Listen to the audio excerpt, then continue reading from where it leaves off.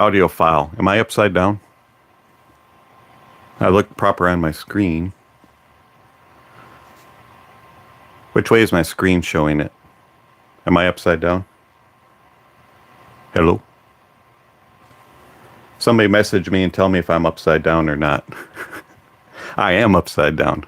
Hang on, let's see if we can rotate the screen here. How do we do that? Give me a second.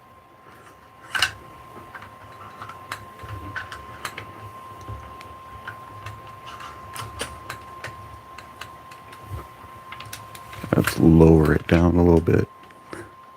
There you go. Now you can see me. Wow, that's really close. Back it up a little bit.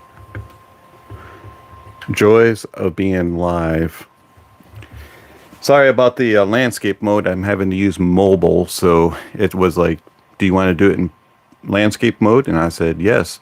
And all of a sudden it goes live, and here I am sideways staring at y'all. So anyways, hey Josh, hey there, we'll call you Yadef.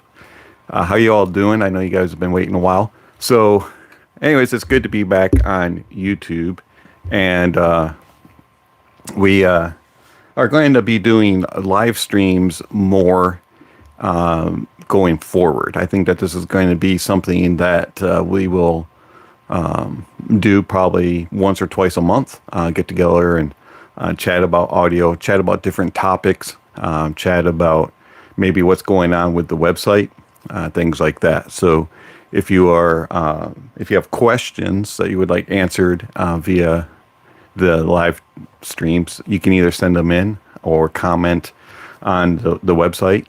You can either send them email or comment on the website.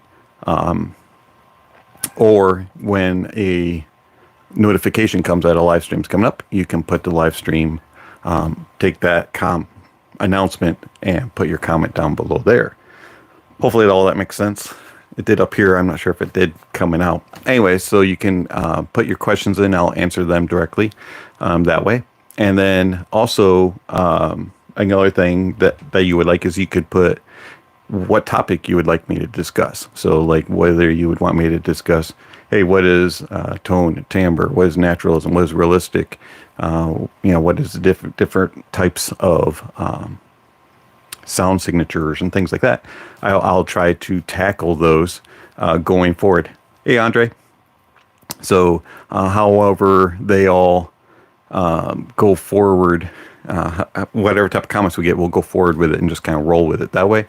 And I'm thinking that we'll do live streams once, twice a month, depending on scheduling. Maybe throw a few extras in there every now and then if I have some moments. So, hello, Christopher. How are you doing? Good evening, good morning. It's good evening for me. I'm not sure what time it is for you guys. Some of you are not local.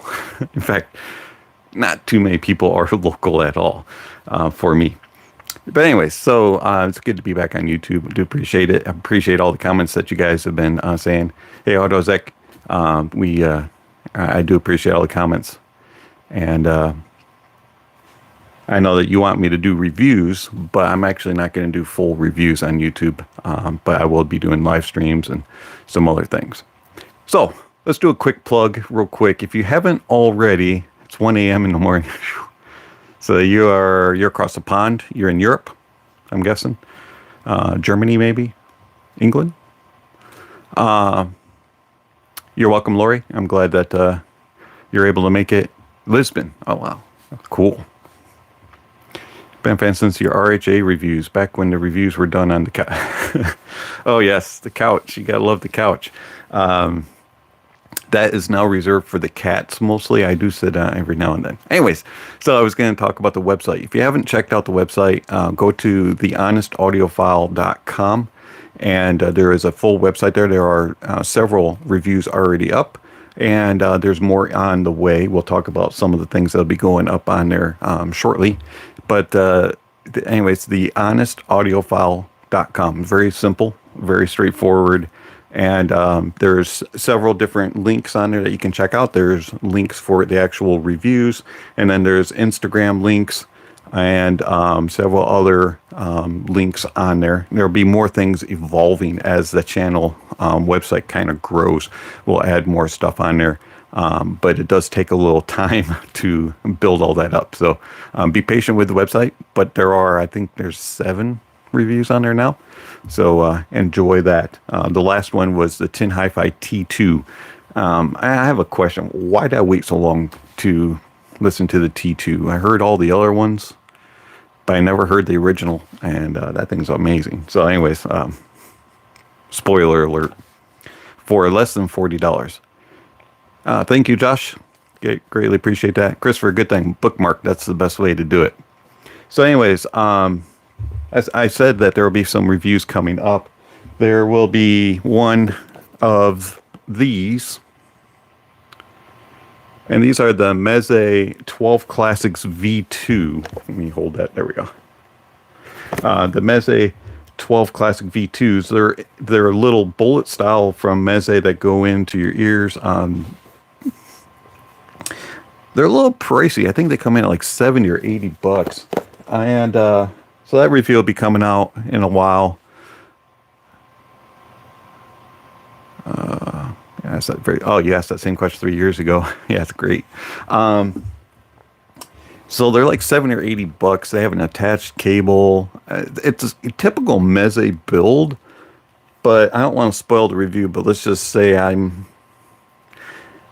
when they're attached and bullet style, pricing can be tricky. We'll just leave it at that. Another one that's going to be coming in is this one here. This is I think it's pronounced Aiderlot, Aiderlot,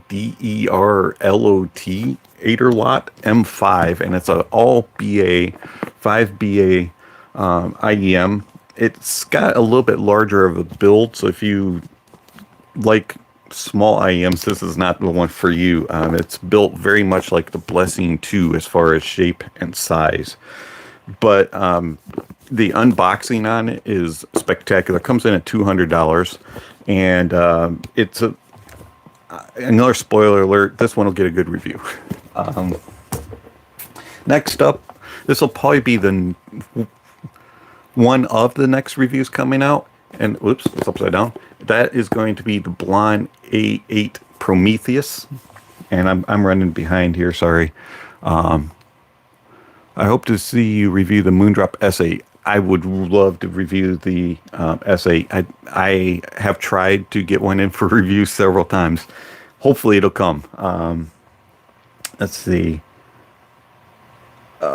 Just ordered in Tin Hi-Fi T2 based on your recommendation. Awesome, Saeed. Hope you enjoy it. It's a fantastic IM, especially if you're looking for a neutral reference sound. Let's see. Attached cable, yeah. Meze actually, I mean, build quality wise, even with the attached cable, that thing is built very solidly. So you never know. I may like it. Anyways, A8 Prometheus from Blonde. People say this is the best Blonde out there. They've compared it with a lot of other things, and I'm not going to give a spoiler alert on that one. All right, let's see what else we got. And then we have the Acoustics R110. If you're a fan of Etymotic, but you don't like the build of them, you don't like the slide in your ears and go super far in, the R110 may be something that you might want to consider. They come in like $150, give or take-ish. Sometimes they're on sale. I think they're on sale right now, actually, for like $100. They have a very similar Etymotic type of sound signature, and in fact, I'm wearing them right now. And so if I can get it close enough to the camera here. So they're very small. They have like this silicone little body on it, and they have that extremely small nozzle. I mean, look how small that thing is. So you have to use like dual flange tips, or something, like those West Tone tips or something like that. But anyways, those are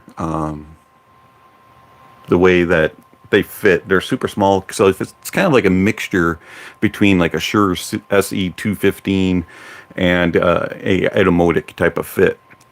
but they're extremely comfortable. They just like disappear in your ear, and they have great sound. They're really good for monitoring. Obviously, I'm wearing them right now.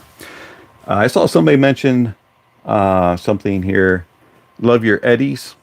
Yes, I love my Etymotics, ER2 SEs and two XRs.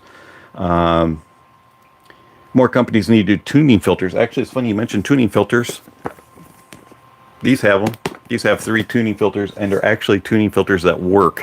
A lot of the times I find that, especially on IEMs, tuning filters will either be super extreme or they don't really work at all. And some of them are just too bulky and clunky. And actually with the Aderlots, they work really well. You can definitely hear the differences. So some companies do them, some don't. I'd prefer tuning filters over switches. I don't like having to take the IEM out,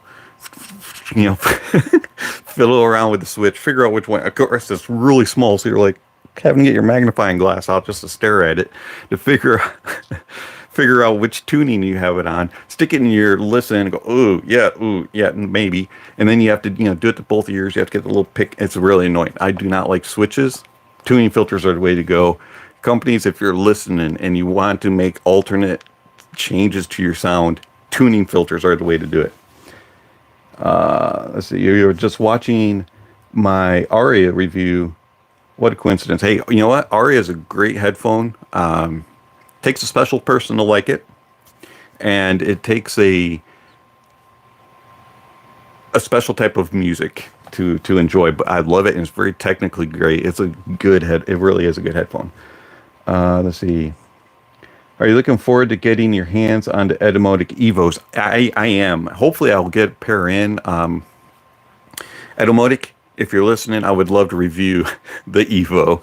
They are so interesting. They have a build like the Tin Hi-Fi T5, but I'm sure, have the Etymotic house sound.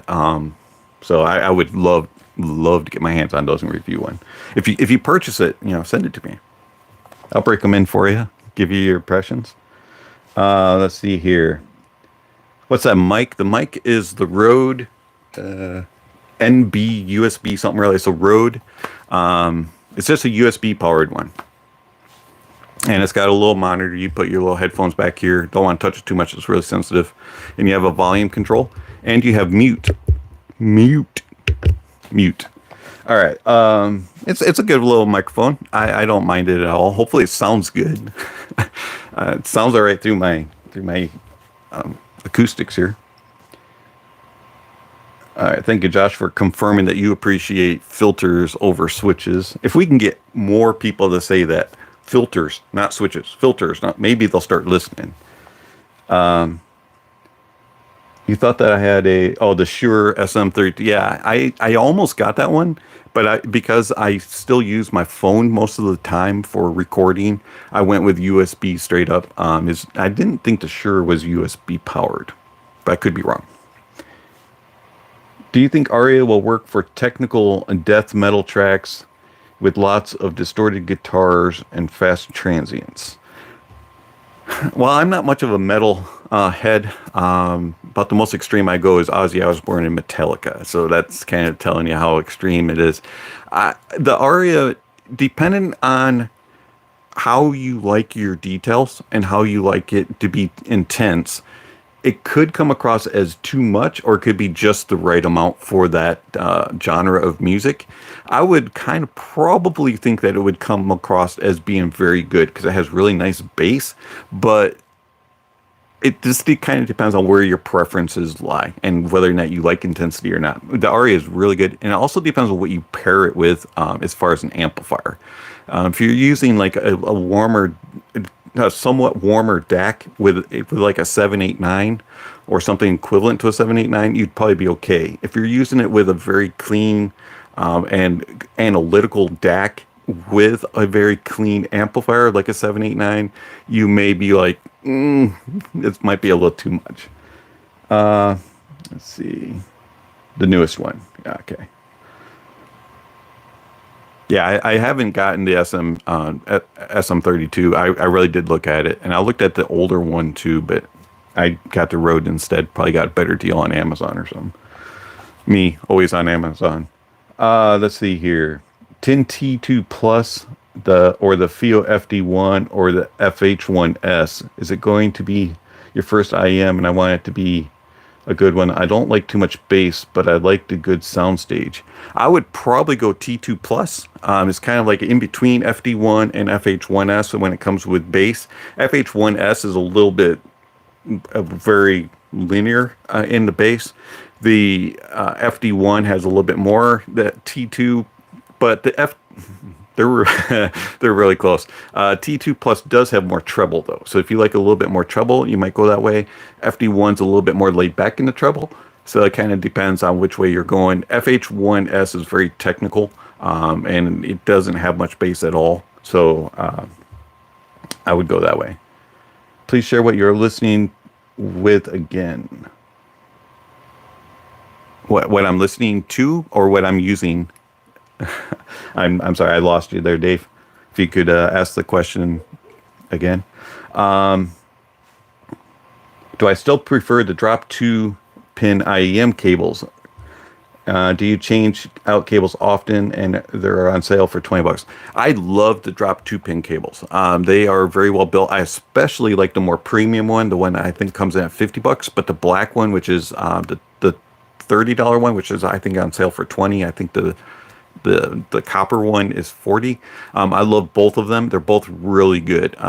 They're extremely small in the connection, so they fit pretty much any shell, and they are very sonically good. So like if you have a really cheap IEM that has a bad cable, something like a blonde, or something, not the newer blondes, but the older blondes, if it has a 2-pin connection, they enhance that a lot better. TRN, KZ, it's definitely an improvement over any of those cables, at least on the cheaper level. So yeah, I definitely recommend the drop cables. And the thing about the drop cables that I really like, now this isn't a drop cable, but it's very similar, is the ear hooks are just enough tension on them that they hold it in place, but they don't like interfere or pull on anything. Let's see here. The Status Audio IEMs are great. I haven't heard of Status Audio. Everybody says you need to try one. I just haven't gotten one in. I'm thinking about checking those out. They supposedly are really good for the price. They're supposed to be really good. Let's see here. Is soundstage better on the T2 Plus? If I remember correctly, it's been a while since I heard the FD1, but if I remember correctly, the T2 Plus has the bigger stage between the FD1 and the T2 Plus. As far as the FH1S and the T2 Plus, they're pretty close. The FH1S may be a little bit wider, but I haven't heard either one of them in a while. Let's see here. Thank you much for your insights. You're welcome. I have the 789, and my only DAC is a topping E30. Yeah, the E30 may be a little too clean for the Aria. It may hit get your preferences, but I would personally, if it was me, I would get a little bit warmer of a DAC. If you want to stay in that same price point of an E30, maybe go Grace Design S DAC, balanced, or even a Gishelli J2 if you can boost your price up a little bit more. Something that has just a little bit more of a natural body to it, whereas the E30 is just a little bit too clinical and analytical sounding for the Aria. But of course, if you want, you could always go to a MyTech Liberty DAC. I love my Liberty DAC. Highly recommend it. All right, let's see here. Best budget IEM. Depends on what you consider budget.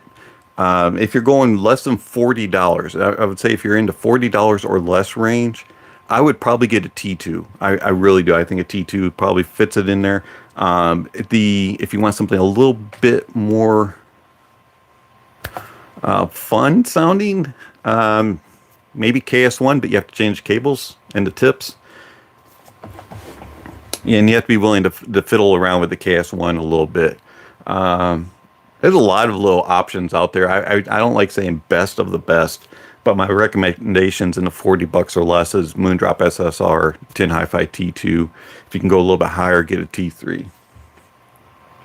And the Jade Audio EA1 is another good option, but that's not always available in all areas. So depending on what neck of the woods you're in, the EA1 may or may not be available for you. I'm sorry, Havis. Best budget. Okay, you were asking in my opinion. As a metalhead, it's better to look for a tube sound with metal and rock. Yeah, that's probably a good point. It'll probably tames down a little bit of those hi-hats. And also being heavily layered. That's a good point, Christopher. Tube amps, or does I'm not really metalhead, so I'm actually learning in this conversation. If you don't go a tube, would it be okay to have something a little bit warmer sounding? Does that help with the layering? Maybe like something like a drop LCX or something like that. I'm just curious. Cavelli LCX. I don't know if they make those anymore, actually. Or something similar to that. Let's see. Blonde 03 or the original T2. I would take T2 over Blonde every day. What earphone are you using now? This actually is the acoustic R110 or R110. And it's kind of like Etymotic and Shure SE215. Not as much bass as a Shure, though. Yeah, the ADV sound dongle DAC works very warm. So it's a nice, warm, pleasant sound. If you're looking for a dongle, I saw Christopher mention that. Oh, AudioX, I'm glad that you like the SSR. That's cool. You have the B2 and the S8, and the SSR still has its place. That's cool. That's really cool. I'm glad that it sticks there. Harry, you are welcome. I'm sorry, I'm reading all these points here. Zen, that's a good point. Josh brings up the Zen as far as a DAC. The IFI Zen DAC might be another option that you could pair with your 789. You would have to get a different cable to run it balanced. You might have to, you'd have to go 4.4 out to XLR, which is, they do make a cable. I think IFI charges a fortune for their cable, though. But you can buy them on Amazon for a lot cheaper. Or you could do RCA. Let's see. Is that tube amp sound more natural than the solid state amps? Hi, Plea, is that for me or is that for? I think it was Christopher that was mentioning about that. Tube amps, it depends. Tube amps are very interesting. So you can change them with the different tubes and your rectifiers and all kinds of things. You can get all kinds of different sounds. There's actually some tube amps that are actually more clean sounding and more analytical sounding than actual solid states. It's really crazy. You can get all kinds of things. Sorry, my voice is kind of going here. So yeah, I like tube amps. You can roll tubes with them and change out different things. You can't see it on camera here very well. You know, you see my mess back there. Tor Audio Roger I have is kind of that way, depending on what tube amp or tubes you put in it, it'll change its tone. What do I think about the Zendex Signature? I actually haven't heard the Zendex Signature. It's the one IFI that I haven't heard. Tubes have a smoother sound. Imagine old school sound, but with clarity. Yeah, that's absolutely a good way of putting it. You can change them a little bit. At times you can get a little bit, but normally they're smooth no matter what. That's a good way of putting it there, Christopher.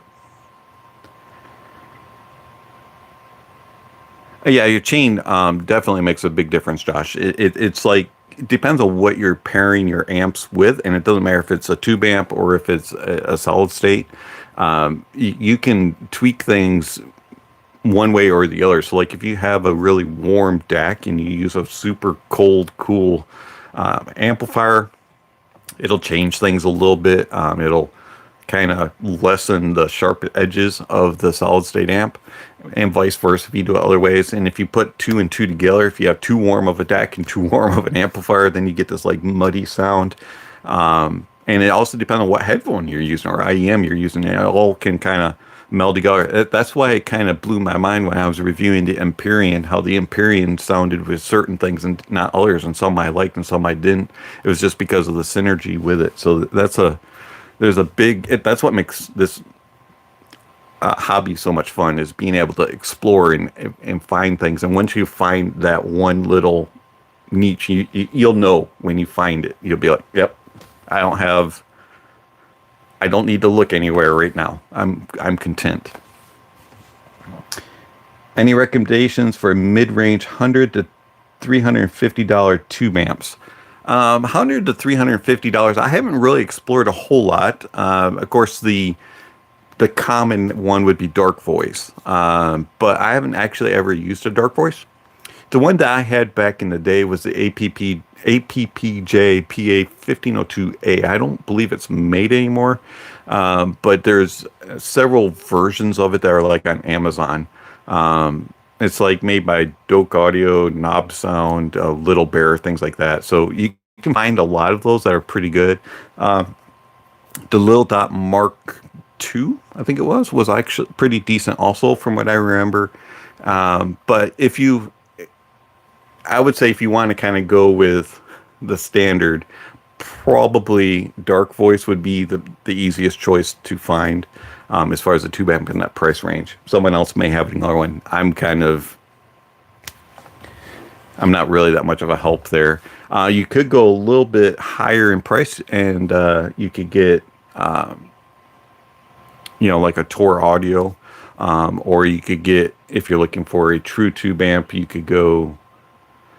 There's a couple of Woo Audios that are fairly cheap, like $700 or $800. You could go lower if you wanted to wait longer, but I'm not really a tube person. I do apologize for that.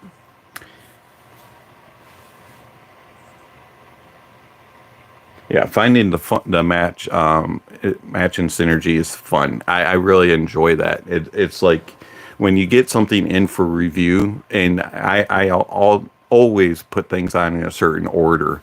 And the first thing that something goes on, it doesn't matter what it is going to be my Mytek Liberty. And if it doesn't sound good on Mytek Liberty, I'm like, oh boy. And then you have to kind of run things through. And, especially on portable stuff, you can use a Sony WM1A, or you could use this littler one back here, which is the Sony A105. Look how small it is. I mean, that's just craziness how much bigger the Sony is compared, how much bigger the WM1A is to the A105. And then I run it through using it on my laptop, which is just a simple Chromebook, which is a Pixel book, Google Pixel book. And then I start playing around using dongles and using my phone. I actually use my phone quite a bit, especially with IEMs, and using the different dongles, the NextDrive, Spectra X, Xduo, Link, things like that. And I just start to listen. And some things sound better on desktop, some things sound better on dongles, some sound better on a DAP. Just kind of matters. All right, let's see. Most of the times, which one you prefer between streaming and local files? Often, what is your preferred file type of choice when listening? I actually listen to a lot of stuff that's just 24/192, and local files when I'm on my PC. I do some streaming through Tidal with my PC, but for the most part, it's local files, 24/192 or DSD. Doesn't really matter to me. I have no MQA local files, and I have very few DSD files. I have mostly FLAC files. So I'm not really picky actually on files. It doesn't really matter. And then when I'm streaming, I use Tidal. On my phone, I use Tidal just because I don't want to store a ton of music on my phone itself. And then on my DAP, the DAPs are the little Sony A105 is Android and can do both local files and Tidal. Also can do Amazon and Spotify and all those. So I run those through that. And then the WM1A is only local files only. So I download all the music that I have from my PC, put them on SD cards, and run it off of this. So mostly FLAC, a few DSDs, no MQA local files, and then I stream Tidal, Amazon, and I do have Spotify. Barely ever listen to it. I mostly listen, excuse me, to Tidal and also to Amazon HD.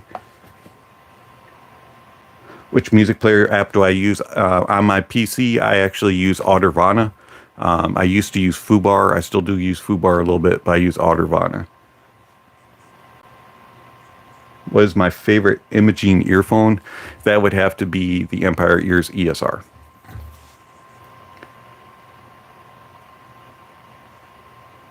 What are some of my current favorite wired sealed headphones or studio monitors?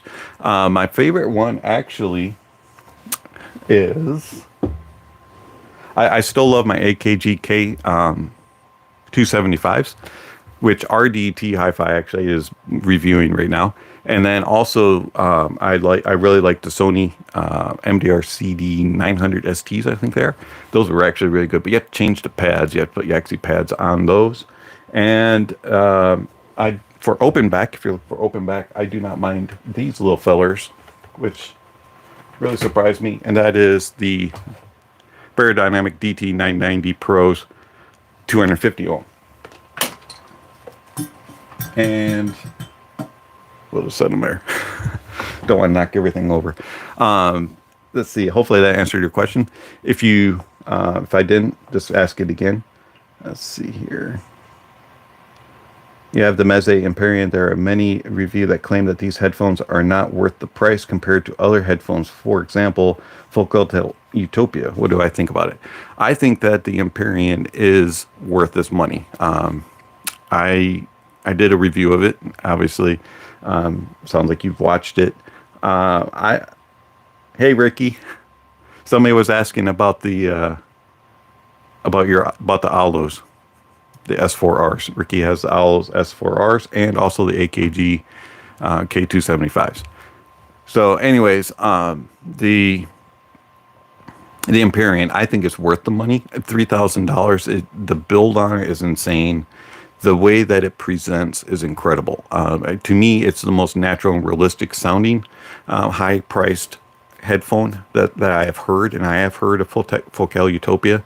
And Susfar, and I think that, and I haven't had them in for review. If you have one and are willing to part with it for a few weeks, sure, I'll take it. But anyways, the Empyrean I think is the most natural sounding and realistic. Now, is it the most detailed? Is it the most resolving of those higher priced ones? No. But here's the thing. I have a thing about that, because in the real world, you don't hear every single little detail. You don't hear every single little nuance. You don't hear every single person scrubbing their feet on the floor, or, scratching their face and little things like that. So when people say that, well, it's not the most detailed, do you need every single little detail?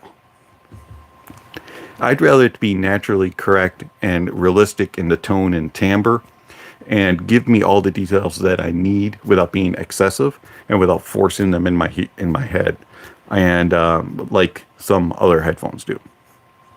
That's my thought on it. I think that the Empyrean is well worth the money.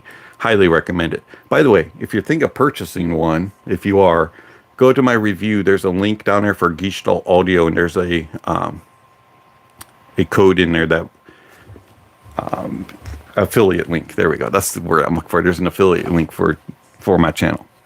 All right, let's get back to the questions here. Hopefully that answered your question about the Empyrean. Can you tell us about your experiences with the Fostex Bio Dyna headphones, and if there's any of those that you prefer? Actually, I'm very limited in those. I've heard a couple of them at audio shows, and the last audio show was 3 years ago. So kind of fuzzy there. Haven't gotten any in for a review. So I don't mind them.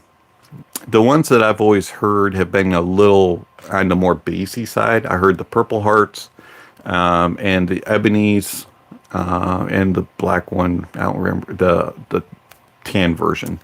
the tan version of the THX AAAs, I think they are, was the best. It was a little bit more neutral, wasn't quite as bassy. Ebony's seemed to be a little bit more boosted, and the Purple Hearts are big bassy boys. They're fun. They do well, all of them, as far as details and clarity.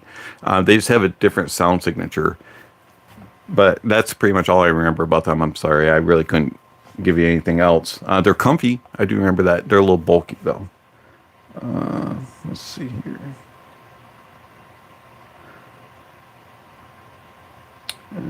Great answer. What's up, Ricky? There you are. Sorry, I think I skipped a couple of questions here. Do you think the Walkman A105 sounds digital? You like Sony depths, but I don't really understand that digital people usually talking about. I don't think it sounds digital. It can on some things, depending on the way the song is recorded or the way it's mastered. But to me, it has a very natural sound, especially if you use the enhancements on it. If you are running it straight without the enhancements on, it can portray a little bit more of the recording. And then it does the reverse. Sometimes also on some tracks, it will kind of digitize things. It just kind of depends. But I think it's better sounding than other depths that I've heard in its price point. So like I heard a couple Shanleys, and those sounded more digital to me than the Sony. To me, the Sony sounded more correct. Now, if you really want to get rid of that, you could always step it up and get a WM1A. You don't get any digital in that. But also, I understand that's way out there in price point. But no, the digital thing I don't really get either. I hear it every now and then, but not too often. Whoops, skipping around here. Lots of questions. Can you tell us about your experience? I already answered that one. Hey, Sean. Let's see. Best planar headphones with bass punch. Also good to see you back in live streams. Suits me. Thanks. All right, so planar with best punch. That's a good question. It depends on the price point. If you're looking for something on the lower end, let's say $400 and less, you could go HE400 has really good punch in the bass, and the Sundara actually, if used with the right amplifier, can have some pretty good punch to it, but it's not quite like the 4XX. The 4XX is not quite as detailed and resolving. So, hey Dana, I missed you too, man. So it kind of depends on that. If you go, let's see, what else do you have? Planars with good punch that I've heard. You could always go Argon. If you went like a T50 Argon or a T60 Argon, they have really good punch in the bass as well. I would think that the Argons probably have a little bit more in that regard than the 4XX, but you're missing on a few other things, so it kind of depends on what you're looking for there. But if you really want punch, you need to step it up and go up farther into the price points. If you get your hands on an old edition XX, they had really nice punch to them. The Aria has really good punch, so kind of depends on your price point, and then they get better as you go higher. Hopefully that answers your question. Let's see here. Best planar with bass punch. Back to streaming. Okay, here we go. S4Rs are good. Ricky agrees that S4Rs are good. I did have one issue with the S4R that I didn't like, and that is when I was using them for monitoring, they had a real bad reverb problem. Now, some people like a lot of reverb when they're monitoring. I'm not a fan of having reverb when I'm monitoring, and so I was constantly taking them off and going, do I hear it? Do I hear it? Nope. Okay. It's not coming across. And so when I would stick them in, it would just confuse me when I was going to adjust volumes and also when I was adjusting EQ. So if I had to make any adjustments, that reverb kind of bothered me. Everything else about them was very good. It was just that reverb part of it. And some people like that when they're doing their monitoring. For me, I don't. I like it the other way. I like my monitor to sound just as close as possible to what it does in the real world, what's going on outside. Let's see what else. Best pads for the Fostex T50s. I actually really enjoyed using, I believe it was this, I don't have T50s anymore. Well, I do have one pair of T50s, but they're not typical. I really like ZMF pads, and I believe it was the cowhides that I used. Might have to watch my review to verify that. And then on the Argons, I don't remember which one I used. I'm sorry. I'm old, man. I'm old. Let's see here. What is a common search in the audio enthusiast world is texture to music, where at a minimum every instrument and voice is presented clearly. Soundstage and details, etc., are sure to be secondary.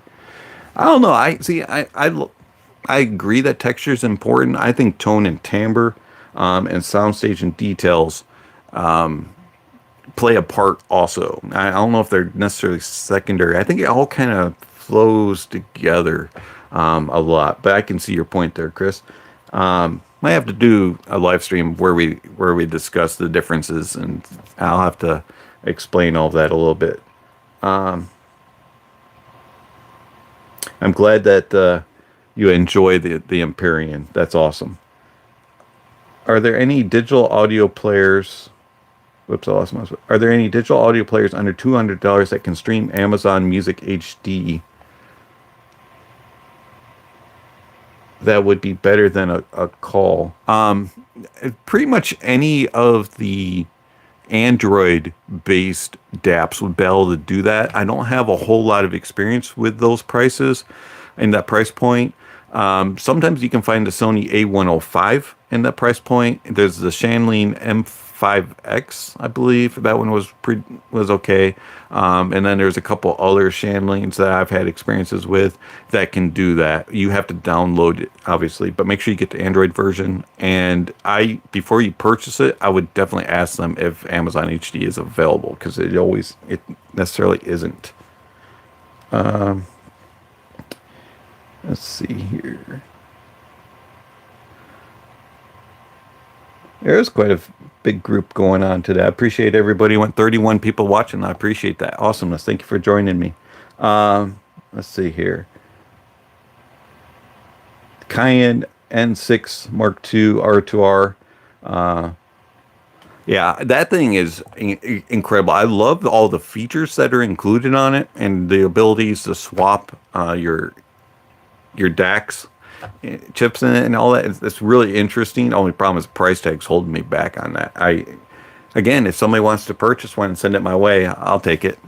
Let's see here. You have the Sundara. What amp do you suggest? It depends on which way do you want to go. Do you want to go more analytical, or do you want it to be a little bit more warm? I really enjoy it on my Mytek Liberty. I enjoyed it on the Socus DAC 1421. I enjoy it on something that has a little bit warmer touch to it, a little bit more natural warmth.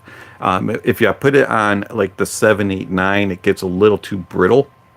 So it kind of depends on which way you're going for your sound and what your DAC is. Let's see. Speaking of the Aria, I want to get them secondhand. They could be my end game. Warranty doesn't transfer, and I'm super afraid of Hi-Fi support. Hi-Fi quality control. Yeah, I'll say I've been fairly fortunate with Hi-Fi. I had problems back in the day with the cheapy Hi-Fi 350s. Those snapped off. I had problems with my Edition XX, and I don't think, the 560. I had problems with the 560 driver braking. But other than that, I've owned a ton of Hi-Fi Mins. I haven't had any issues there. The higher end stuff seems to be better built. The Aria that I got in for a review was solid, and it seemed to be like it would last for quite a while. Now, obviously, if you take it out to your driveway, lay it down on the ground and drive your car over it, it wouldn't survive. But if you're going to just use them and pamper them put them away every single time you use them. Don't slam them down on your desk, things like that. They should last you fairly well. As far as warranties transferring and hi-fi men taking care of you, I can understand that. That definitely is a concern. I'd be careful on the secondhand. If you can see it in person before you purchase it, that'd probably be the best. Or get really good pictures and know your seller. That's kind of the only advice I could give you regarding purchasing them secondhand. Other than that, I highly recommend them. 4XX T50s, yes, take a look at those. And Aria, of course. All right, open box from Hi-Fi Man could be an option. That's true too. Every now and then, Hi-Fi Man does do open box, which does carry the warranties. You might not be able to get quite as good of a price as you can with your buying it, like off of Headfi or something like that. But again, know your seller. All right, Auto Exec. Have a good night.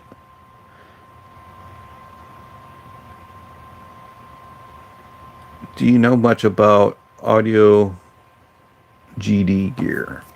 Audio GD, I owned one actually back in the day. NFB 11.1, 12. I can't remember the model. They have so many weird models. But anyways, I did have one. It had all the switches on it. It was all right. It was. I bought it used, and I had to get rid of it because the USB went out on it, started shorting out, started giving me problems and things like that. I didn't have a problem. I enjoyed the sound of it. It was a lusher type of sound. It had nice details and clarity in it. It did a good job of resolving. The only problem was it was a little bit warm. So if you paired it up with like a warmer amplifier, it kind of muddled everything together. But for the most part, it was all right. I don't know if I would buy one full price though. They tend to be kind of pricey. I'd probably, if I was going to get another one, have to go back and get one second hand. All right, let's see here. Mark, you're welcome. Luis says he bought his Aria used, hasn't had any problems. So again, just be careful of your seller. Just know that. Let's see here. To be clear, hey, thank you, Luis. I do appreciate the fiber. Do greatly appreciate it. To be clear, and one more, worried about them surviving long term as they'd be my only cans for the next 5 years. Totally understand that. 5 years, that's a big long time for headphones. If you really pamper them, you can get a headphone to last a long time. Especially if you don't remove cables often, if you can stay away from that. That's always one area that does break quite often. And if you slam them down quite a bit or put a lot of tension on the ear headband part of it. So just be careful on that. But the Arias are built pretty solid, especially the newer ones. Need to replace your blonde. Still need a cheap IEM for good details. Tin Hi-Fi T2. I would probably look there. If you want a little bit more bass, maybe T2 Plus. If you want a little bit more vocal forwardness, but not quite as bassy, SSR. Let's see here. Luis, no reason to be sorry. Have I listened to Stax? I've only heard Stax at an audio show, so a very long time ago. So my Stax limitations really come through. I don't even know like model numbers. I remember I enjoyed them quite a bit. They are very detailed, very open, very warm and lush sounding. Had a little bit of airiness to them. They kind of, the ones I heard didn't have as much note density as I like. Things kind of fluttered, which is kind of cool, but I kind of wish that it had a little bit more to the note.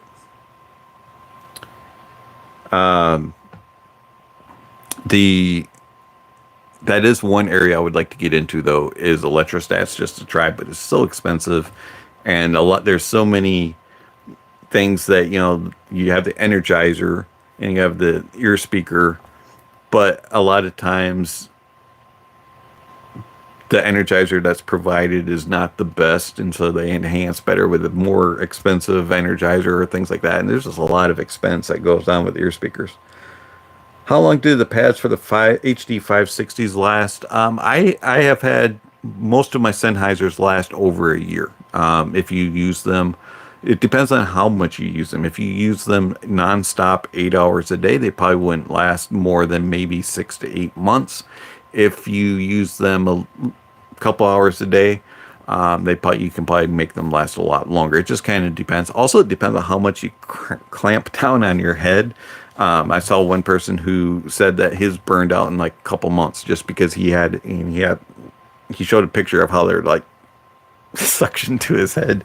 I was like, dude, man, those have got to hurt sitting there. I mean, because the 560s are comfy, so I don't understand how they're clamping on your head so much. Will you do more reviews on YouTube? No, YouTube reviews are no more. I may do an impression here and there, but I'm not going to do a full review. Live streams, impressions, reactions, that type of stuff. So it'll probably be in this type of setting going forward. But my reviews will only be done on my website, thehonestaudiophile.com.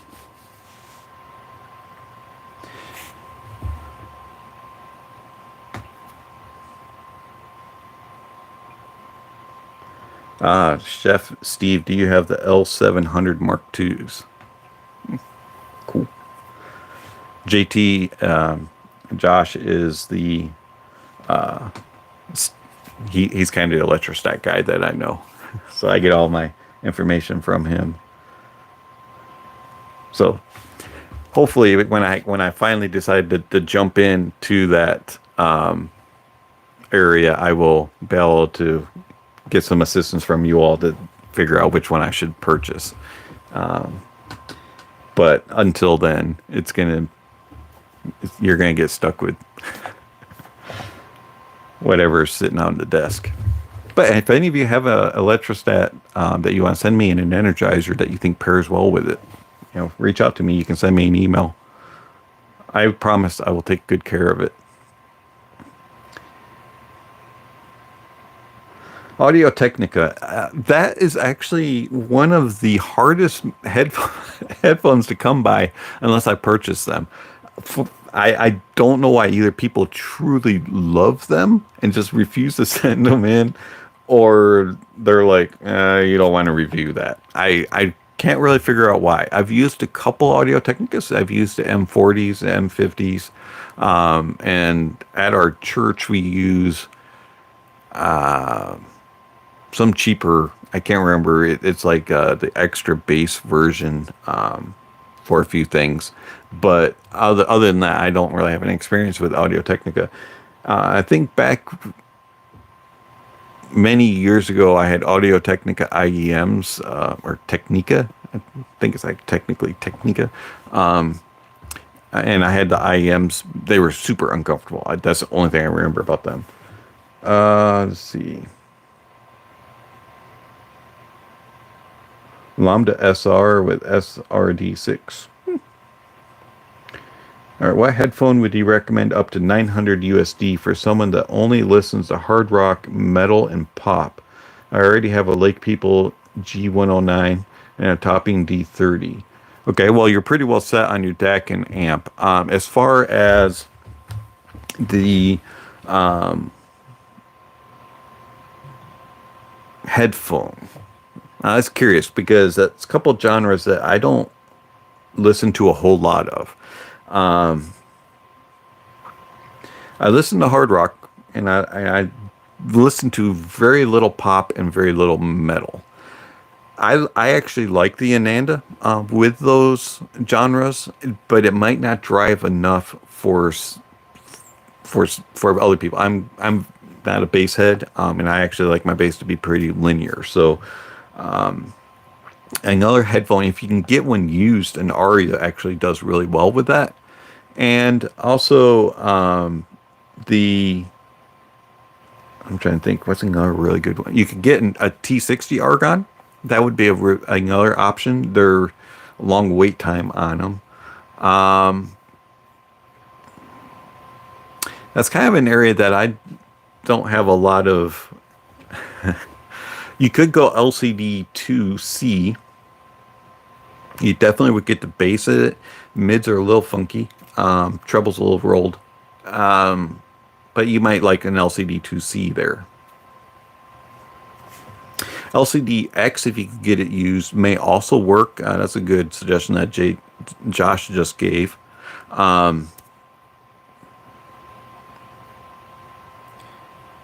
Focal Clear would be another option. The only thing with the Focal Clear could be the treble, maybe a little too intense with the cymbals for some. It didn't bother me, but it could bother others. So if you have that, you could go Focal Elex, also very similar to a Clear. Let's see. Do I have a Discord server? No, I actually discontinued my Discord server. You can interact with me through another person's server. I'm on RDT Hi-Fi's server. I'm also on Farsal the Wizard server every now and then. I don't really interact on there too often, but if you ping me on those two servers, I will definitely be around.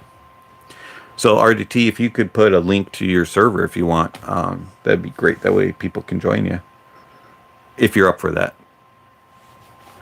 Let's see here.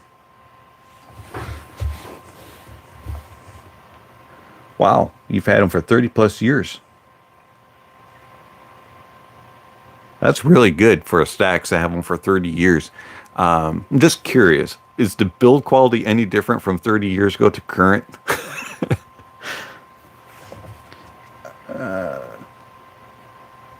Let's see here.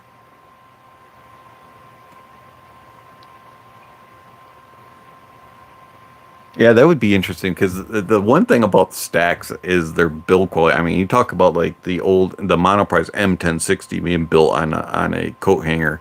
Stax always seem to be built on a coat hanger. So that would be interesting to know if the build quality is any different. Built very similar. Keep them covered for sure. Yes, that's the one thing I didn't understand when I went to Audio Show. They all had dust covers on them. I'm like, what? Is the booth closing? Are the people going on lunch or something? You know, they're not going to be around. I mean, why are they all covered? You walk up and the guy, which one do you want to hear? And he took it off. I'm like, oh. So he had to explain to me how you have to keep them covered and all that. That was kind of an interesting experience. Built very similar though. That's crazy. I guess if it works, it works.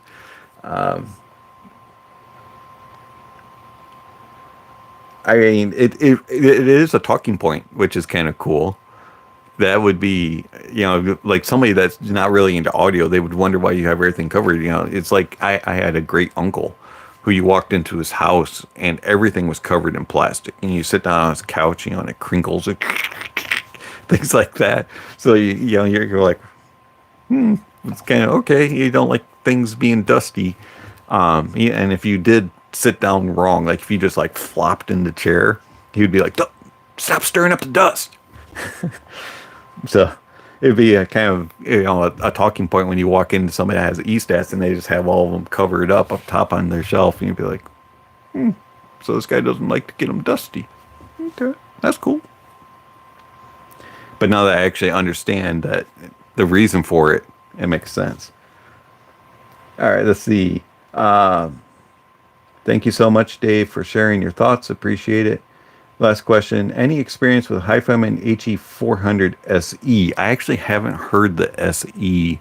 I'm not sure if it has any real significant differences versus the others. I did hear the 2020. So I'm not really sure if it has any other differences. Aside from that, love your Superlux HD 668Bs. I mean, You can't go wrong with Superlux. I mean, they're like 20, $30, and they're just a solid little headphone for what they do. I mean, it's just cheap, but sound good. I mean, you have to change a few things on, like pads and all that. How do you feel about shit audio gear? I have a Gungar DAC that I've had since 2013, and it has served me well in my main 2 channel. Actually, I like shit audio gear a lot for the most part. Some of their cheaper, lower end stuff, especially back in the day, several years ago, had like a treble sheen to it. It was a little glary. They seem to have smoothed that out a lot, especially with the more current stuff. Their high end stuff, when I heard it back in the older stuff 3 or 4 years ago, I did not have that issue with it. So I actually like their stuff quite a bit. You just have to be careful what model you get. If it's some of the older DAC chips that had that little bit of a sheen. Their amplifiers I never had a problem with. Their amplifiers are very clean, always had really nice power, and they always did a good job of balancing output impedance with sensitivity and with power, so that it didn't overpower devices like some amplifiers can that have higher outputs or lower outputs. So it was actually a really good, they do a really good job of balancing. I really like that.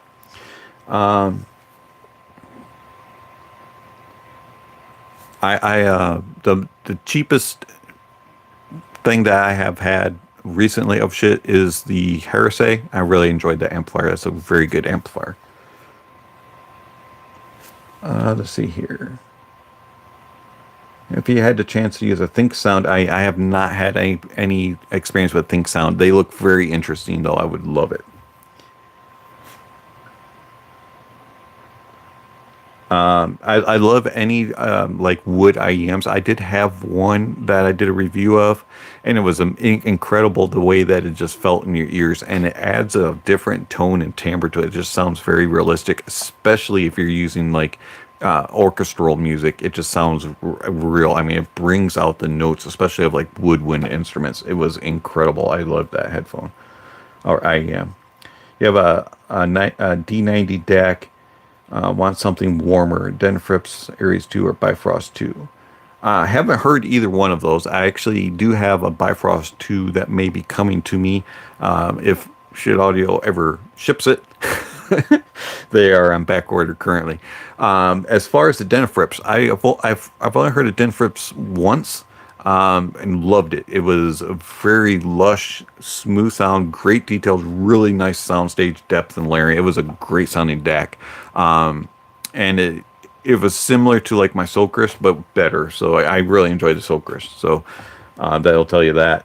If you're looking for a warmer, I would definitely look R2R-ish. Probably go somewhere in that range.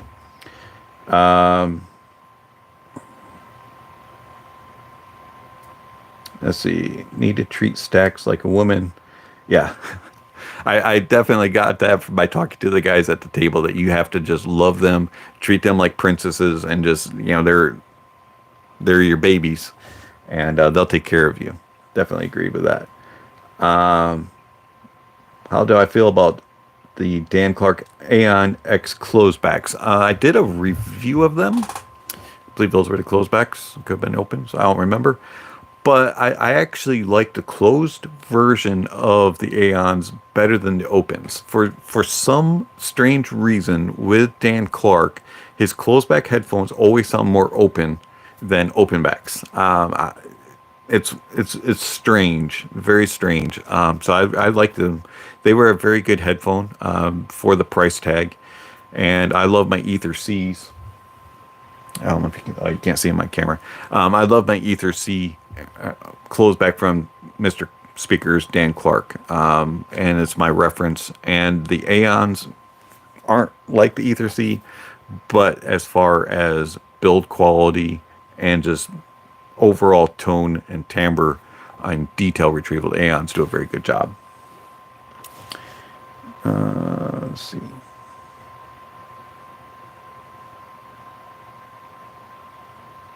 Yeah, no one's really reviewed the X closed for some strange reason. I'm not sure why. They're still offered, as far as I know. It's kind of weird.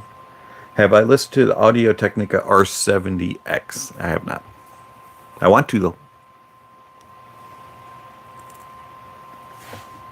That one is very interesting. I think Mr. Josh is interested in the R70X, if I remember correctly. It looks like it would be a very good, nice open sound with a little bit of warm, natural tint to it, with good details and clarity. But haven't gotten my hands on one. Any other questions? These are good questions tonight. If I missed anything, let me know. That, and it's a Big Brother 5000. Yeah, the 5000. I would absolutely love to hear that one. Again, Audio Technica. You can send it to me. I'll do a review if you're listening. Sounds better than HD 600. That's cool. We need to send Dave some. Oh, I missed the notification. I need to see that. We need to send Dave some more gear. Tempt him for more reviews. Yeah, exactly. There'll be written reviews, though.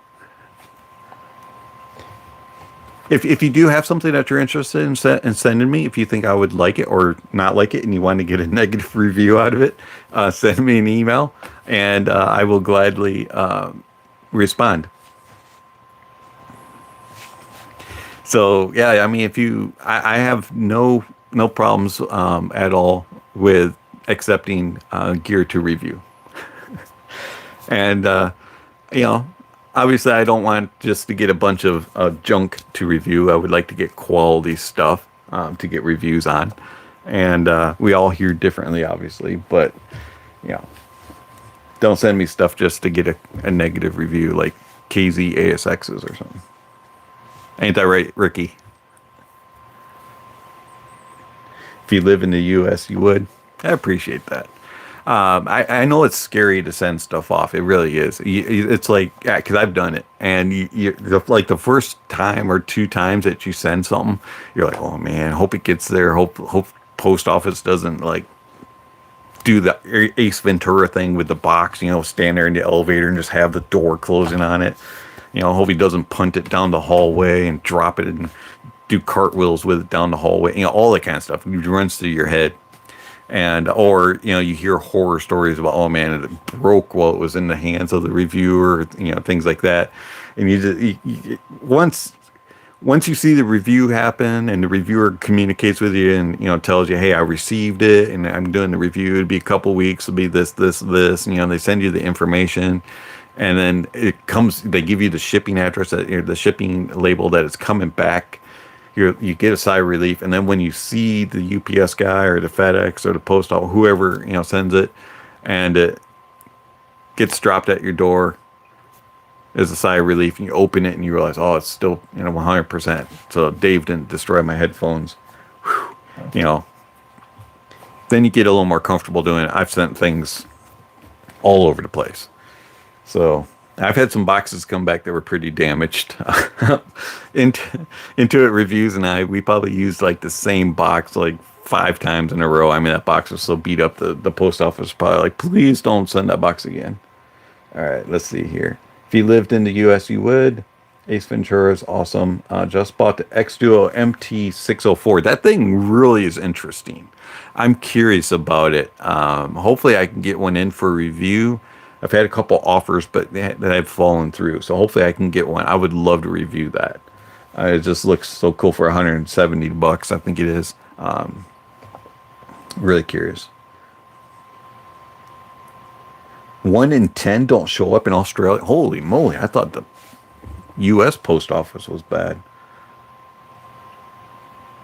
Let's see here.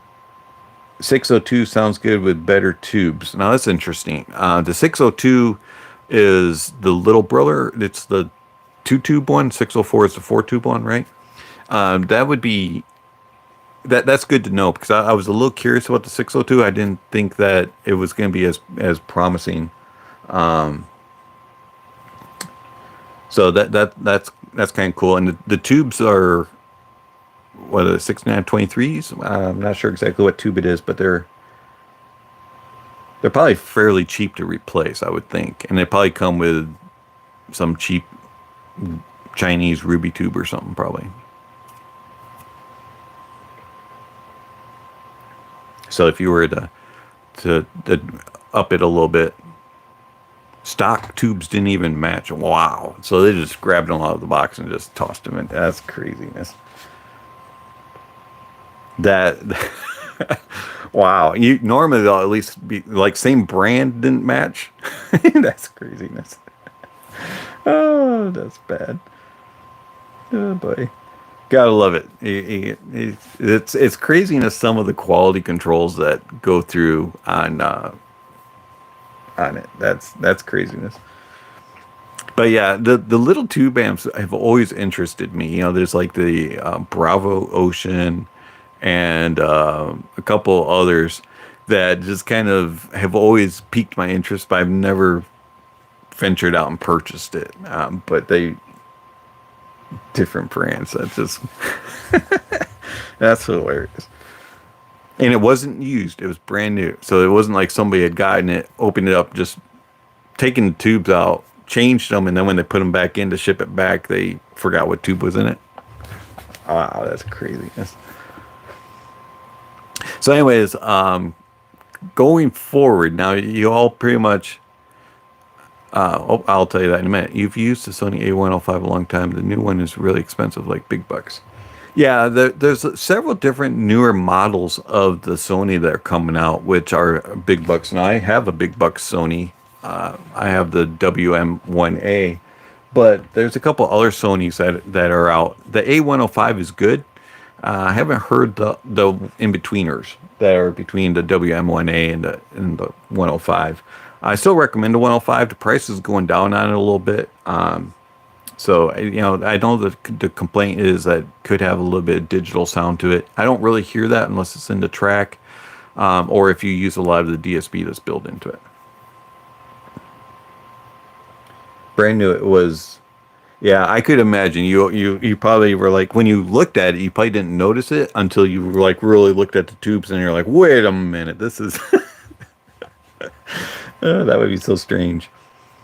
But yeah, Lori, I really do like the big one, but it's, you know, quite fairly pricey. Now the 1Z is way more expensive. It's like 3 times the price of that one. Let's see. So anyways, I was saying, you all know about my SPL adventure. So the SPL got sent back. My Sennheiser HD 660s got replaced. Thank goodness. Okay, so it's got Voshkod tubes. So this should be fairly easy to find. You might be able to replace those. So anyways, they all got replaced, got returned. Sweetwater did a really good job of keeping me informed and being involved in SPL. Agreed to replace my 660s that got broke, and the SPL has been sent back to them for research to find out exactly what happened. And then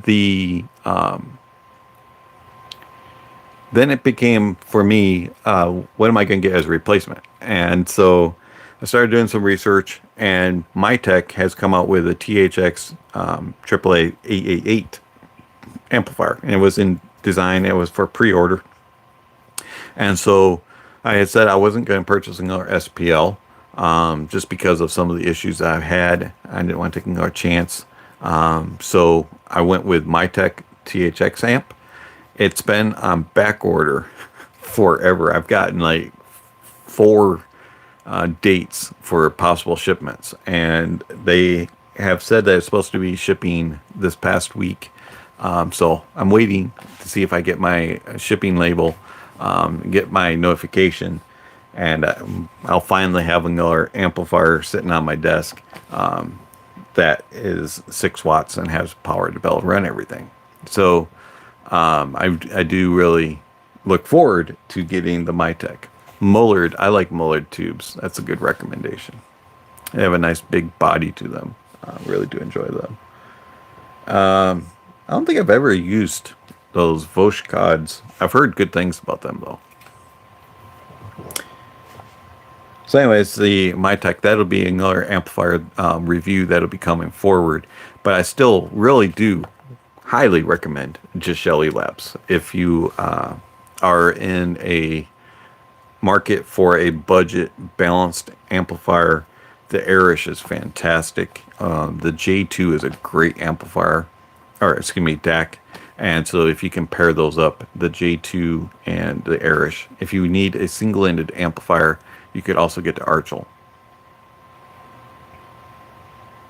Yeah, the issue with MyTech for them was parts. They wouldn't tell me specifically what the issue was, but they did specify that it was just getting in parts to be able to build the amplifiers. So I was like, okay, well, I'll wait. I'm sure it'll be good. I love my MyTech Liberty DAC, so I will just wait it out and see what it sounds like when it arrives. So just been patiently sitting, waiting for it. Every time I get an email from MyTech, I'm like, oh, it's just an update on where they stand with parts or whatever. But it'll come. I'm sure it will. Yeah, there's a lot of manufacturers that have been struggling with parts. I know Shit Audio is really backlogged, especially on their Bifrost. And I've also heard a couple other manufacturers that have had issues in that regard as well. So if you are ordering something that isn't mass produced, like some of the toppings and things like that, you might have a delay. The SMSL SU9, that's a very interesting looking deck. It has some good features on it that I'm curious to hear. I'm hoping that maybe Apos will send that to me. And the Singer SA1 looks really nice. Haven't heard it yet, but I would love to get the opportunity for that. They seems to be a very good competition to like the 789 type of thing. So that looks like that would be a very good amplifier, but again, I just haven't heard it. Any other questions or comments? Anything that I need to check out? Maybe you guys need to tell me about that I need to try to get in for a review. Any suggestions?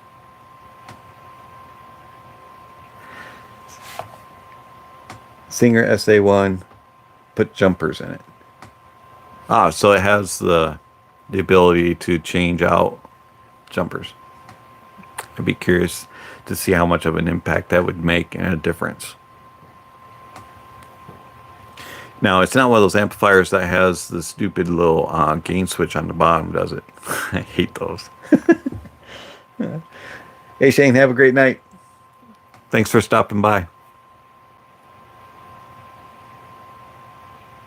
Sennheiser HE1. If everybody would just donate, like $100 every day for like a month, we'd be able to get one of those in for review. I don't know if you guys are all up for that. Oh, gains on the bottom. That's a bummer that the gains on the bottom. The SBL was that way. And of course, the thing weighed like 10 pounds. So you're like, click. I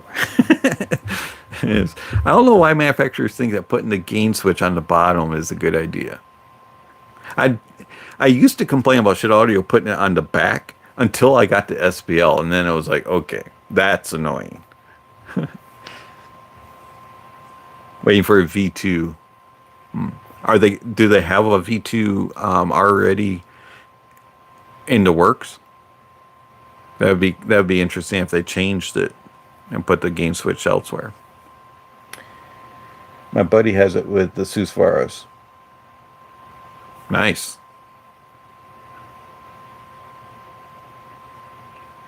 Yeah, if Singer's doing an SA2, that would be pretty cool. Especially gain switch on the front, please, or on the back, not on the bottom. And not on the top. That would be really strange.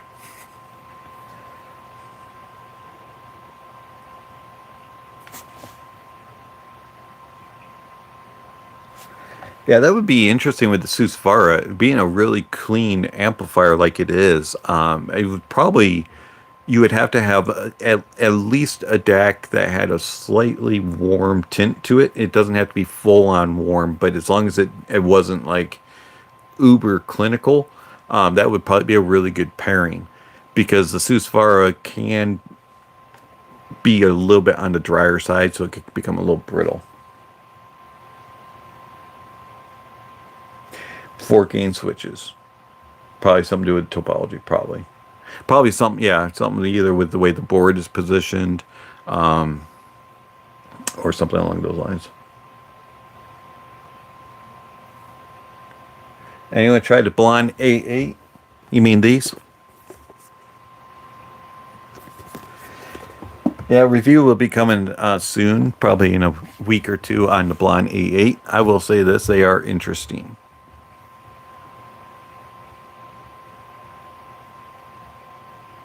Gustard X26. I've always wanted to hear that with the SA.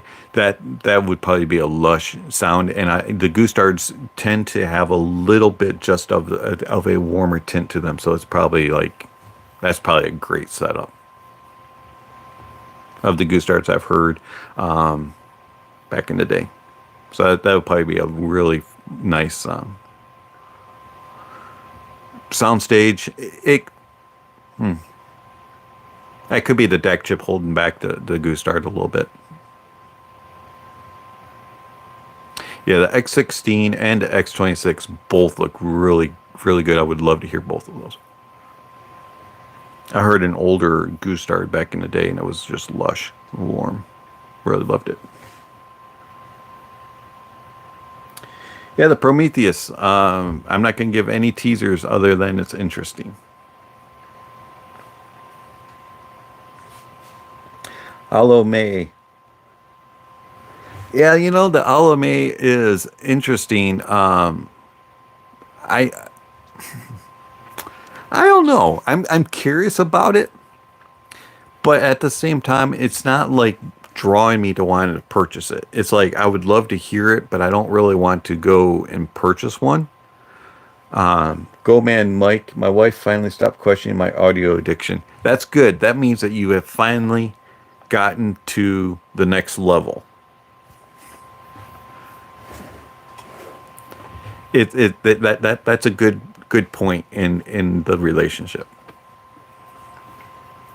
Let's see. Yeah, so it's like there's several of those high-end gear that is just kind of like draws your attention and you're curious about them, but you never really want to spend the money to purchase them. Now, Alome kind of fits that spot for me. It's kind of one of those ones I'd love to hear it, but I don't think I would ever purchase it. You know, the KZ wireless BTs adapters, I had the old ones, and it's funny that you mentioned that, because the old ones, I loved the way that they worked, and they just kind of looped around the ears, and they were fantastic. But the problem with them was they wouldn't stay connected, and you could, they would just lose connection with your phone randomly, and you're like, your phone is right in your pocket. Why are you losing connection? So if they fix that problem, they might be actually really worth it. And also, I think the old ones only came with MMCX connector. I'm not sure if the new ones have both. If they did a 2-pin and an MMCX option, that would be awesome. But that would be, I like the way that they loop around the ear a lot better than the ones that just go in your ear or dangle down, or that you have the little loop thing.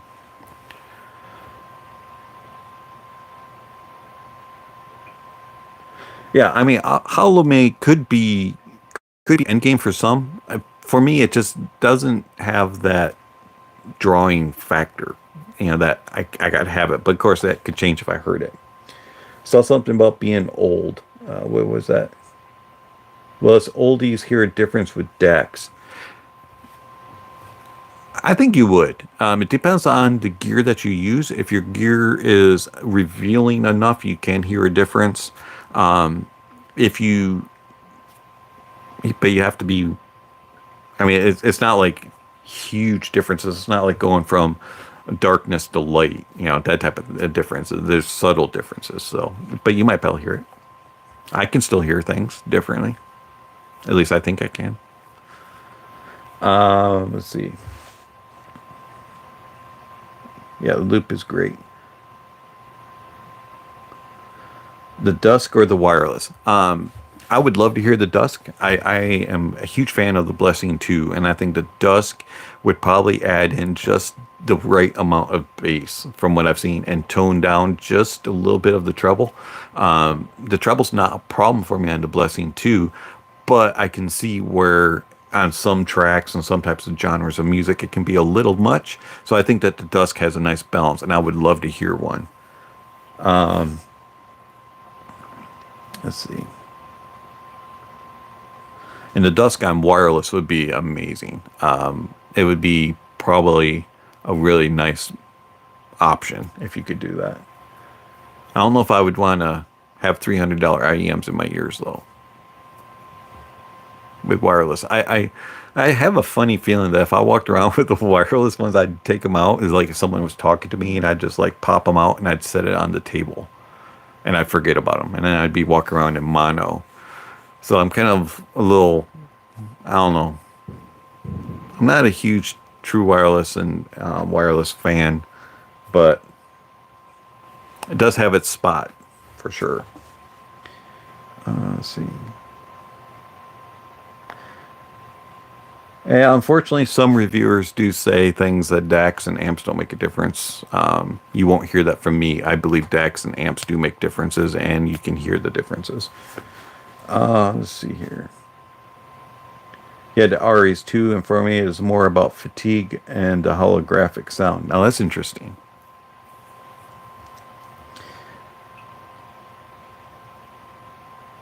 Try to feel FD5. They're truly subliminal. Or sublime. That's interesting. The FD5, I've looked at them several times to see about getting them in for review. Fio's another one that hasn't sent me anything. So Fio, if you're listening, why? Come on, I'm a nice guy. But the FD5 does look very interesting. I would be curious to hear that. $6,000 for a DAC, a Lotto winning gear. Yeah, $6,000 is a lot of money just for a DAC. I totally agree. FD5 is under 300. That is true.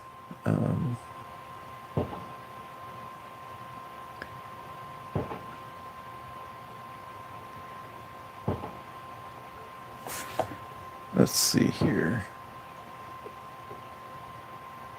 Speaking of different reviewers and stuff, there has been a lot of interesting conversation that's been going around, you know, like whether you can hear differences on amplifiers or DACs, and you know that doesn't matter. It's just all about your headphone, or it's all about your IEM.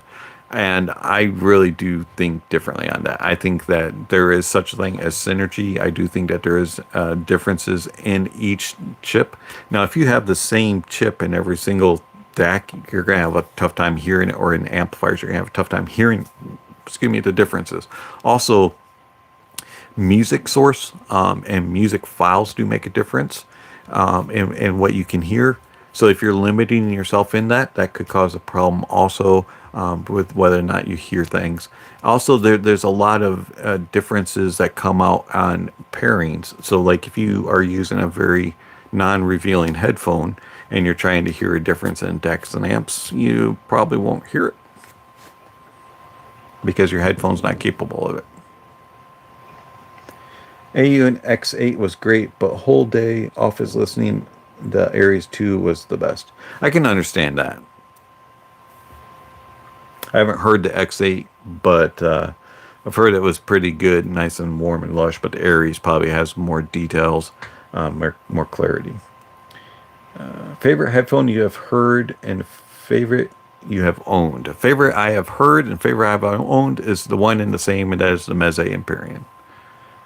Let's see.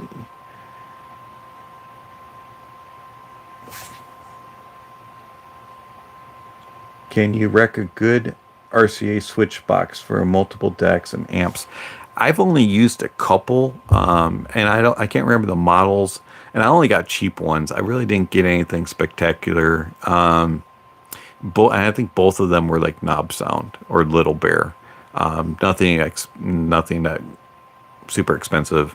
The Little Bear one didn't make a clicking noise when you pressed the buttons, and I think the Knob Sound one did.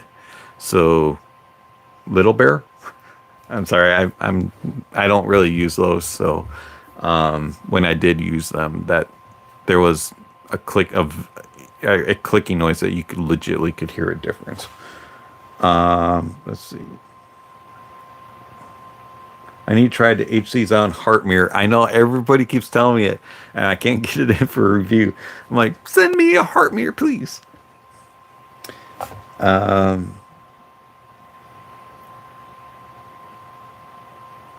So I've been trying to get the heart mirror, and I really have. But I just can't. I mean, it's something. I wish it was as easy as you could just send an email to somebody and say, please send me this, and they would go, done, and put it in the mail for you. What's your setup when you listen to your Empyrean? My Empyrean, I use my Mytek Liberty deck, and that's it. Works fantastic. PC into it via USB, and then the Mytek Liberty. And I use most local files, but I do also stream with Tidal and Amazon HD.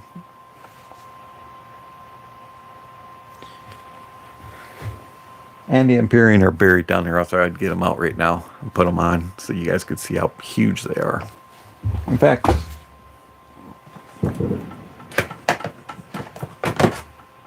here we go. We'll get them out.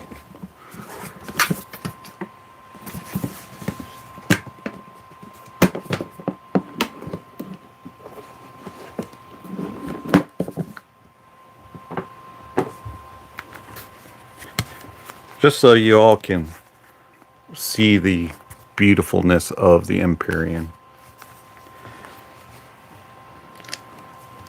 And so you can see how huge they are on my head. There you go. Yeah, they're large.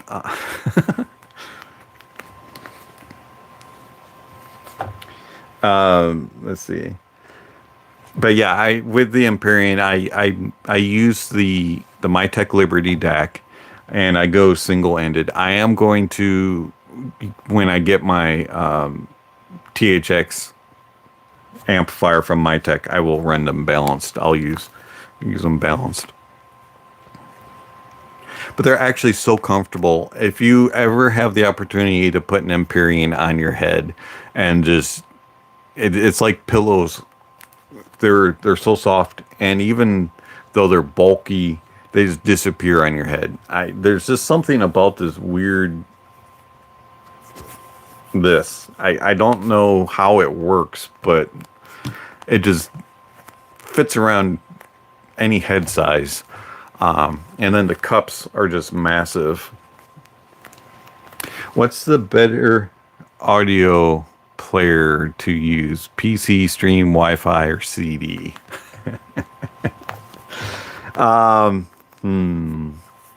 That's a good question. It kind of depends on what you are using as far as your source. So I use USB for everything. Vinyl is really good. I'm not a vinyl person, but I pretty much am just USB. So, and then I do streaming. I do think that PC USB is better than streaming. But I'm not gonna really, I'm not very technical. You all know that. All right, do you think that the IFI USB silencer is worth it? Does this tech really purify the sound? You know, I've been really curious about that. I haven't heard the USB silencer, and I have my doubts, and I'm very skeptical about USB silencers nowadays. Thanks for dropping by, Saeed. You have a good one. If you can, check out the rest of the stream later on. The USB silencer, USB technology has advanced so much to the better over the last couple of years. I don't really know, unless you have an old school computer or really crappy cables, would it make a difference.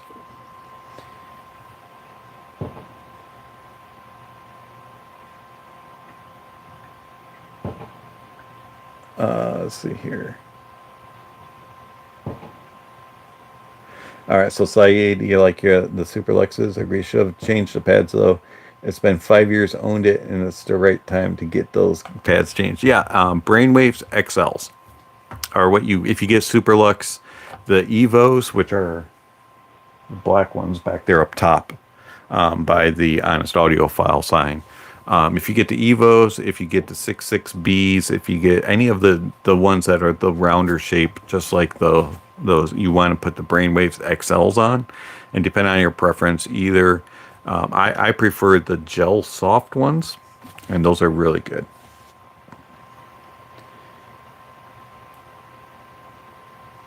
Yeah, just buy a good USB cable. I agree. I think that's more the way to go instead of getting the silencer thing. Do some of the technologies that IFI offers work? Yes. Like I use the IE Match. I think that works fantastic in the little earbud. I use those all the time. But when it comes to like some of their adapter purifier things, I'm not for that. I think you just buy a little bit better quality USB cable and you'll be fine. Yeah, I mean, if you do have like an older computer or a really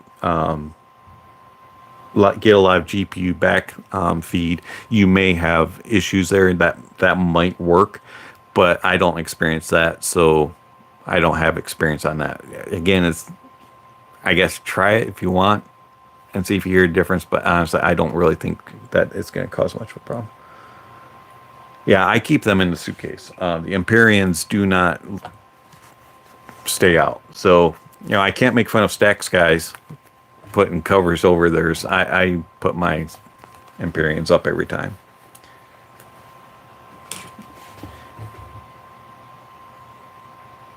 Wow, your mouse produced a audible noise. That's crazy. I've never had that happen.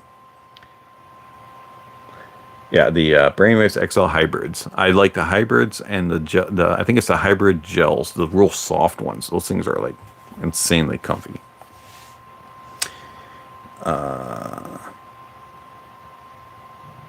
What are better pads for HiFi and HE400Is? I like Deconi pads. With 400s, I believe I just used I think I used fenestrated. I could be mistaken. I don't remember, but I definitely used the Deconis.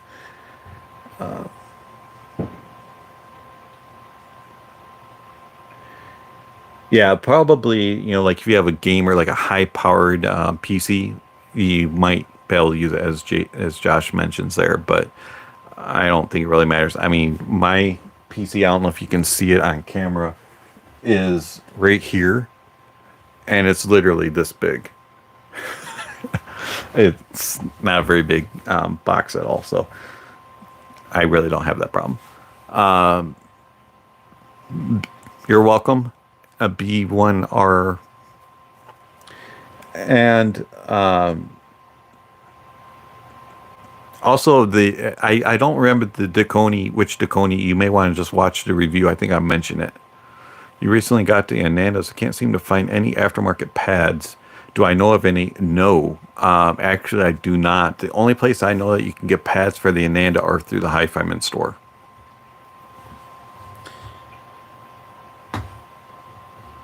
So I don't look forward to having to replace my Ananda pads. Now, Deconi might come out with them eventually. I'm not sure if they are. I know they're coming out with a bunch more stuff, and they're always adding more into their collection.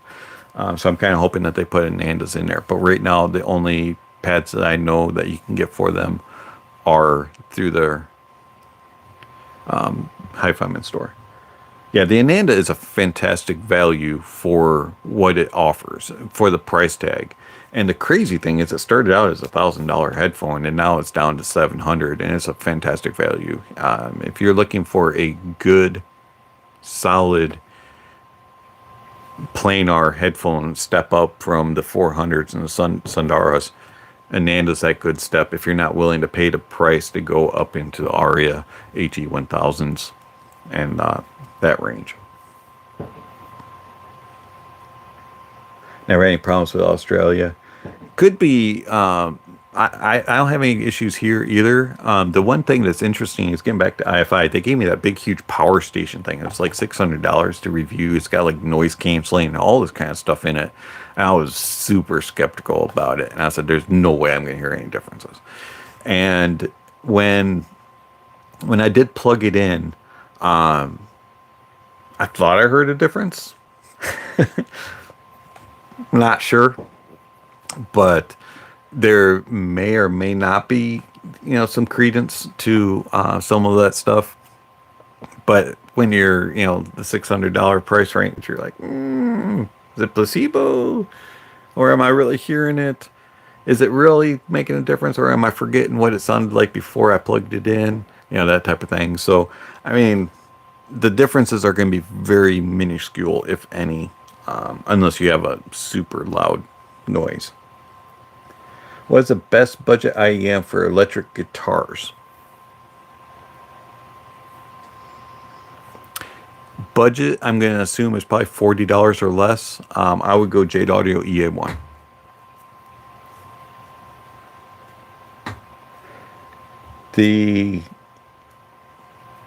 Let's see, no big investments in amps. I tend to think that DACs and amps, you don't have to pay the same price, but they have to be kind of similar. Like, you don't want to pair a $50 amplifier with a $1,000 DAC, things like that. Yeah, with the Anandas, no big investment is needed. They're very easy to drive. You can pretty much drive them out for anything, but I do recommend, a quality amplifier.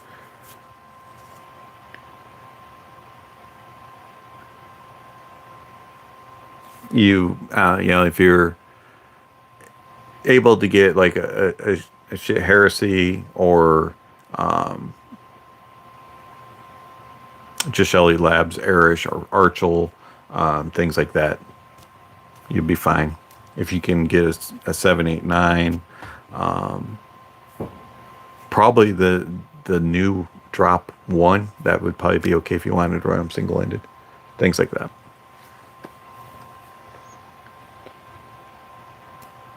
I haven't heard the one, though. I want to. Drop if you're listening. Let's see here. Yeah, the one linear. Yeah, the Anandas are very easy to drive. The rumor is you can run them off your phone or a dongle. Not so much. You can hear them. But not necessarily do they sound the greatest. I do recommend an amplifier with them. Do I still like the CCA C12s or the C16? C16 I was never a fan of. C12s are okay. Haven't heard them in a long time. But from what I remember, yeah, they're all right. Probably would recommend something else over them now, though. But C12s are a good option.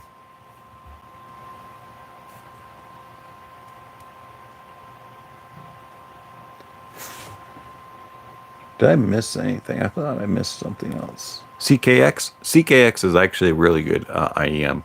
That is very underrated. People don't really talk about it too much, but it's actually a fantastic IEM, especially if you change the tips in the cable. And you don't have to pay anything super expensive on it either. If you like a little bit more bass, probably the CKX. One of my thoughts about the Moondrop Aria, I did do a review of them on the channel. I like them. I like the Aria. They have a little similarity to the Starfields, but not quite. Recommend both of those.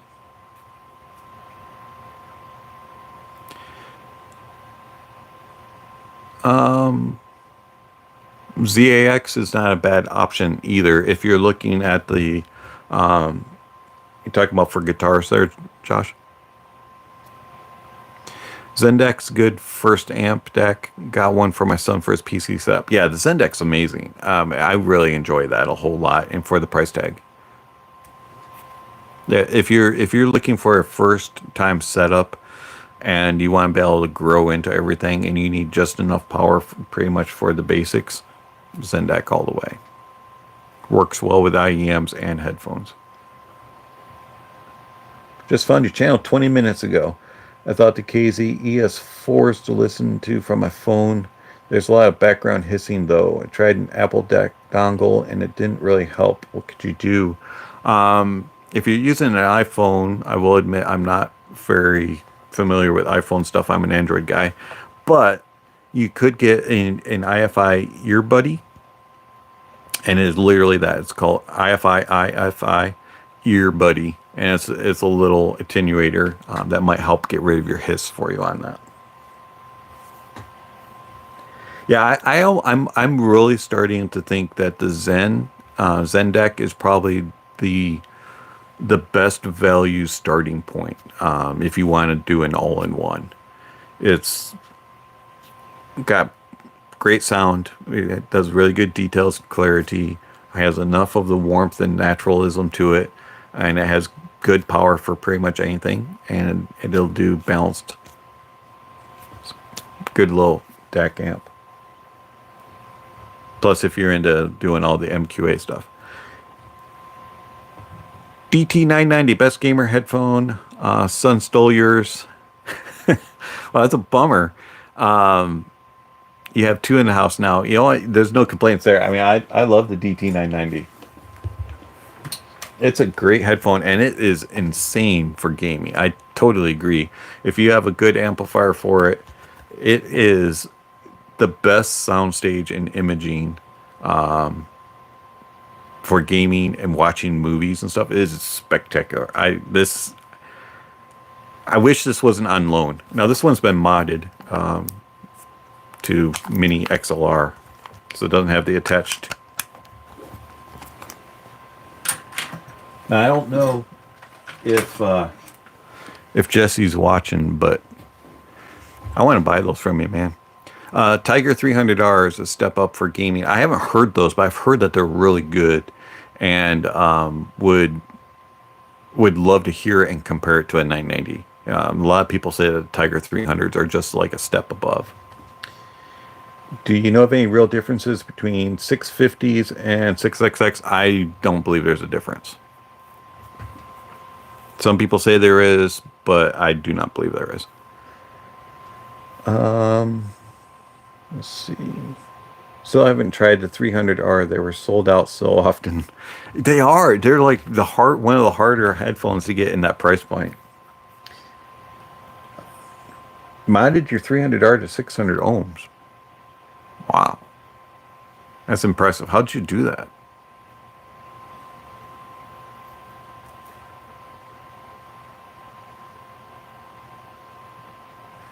Yeah, modding is not my thing. I am about the most modding I do is, I change the cable, I change pads. I've tried to mod a couple of headphones, and yeah, you swap the drivers. Now that's interesting. That's interesting. So they're not Tiger R's anymore.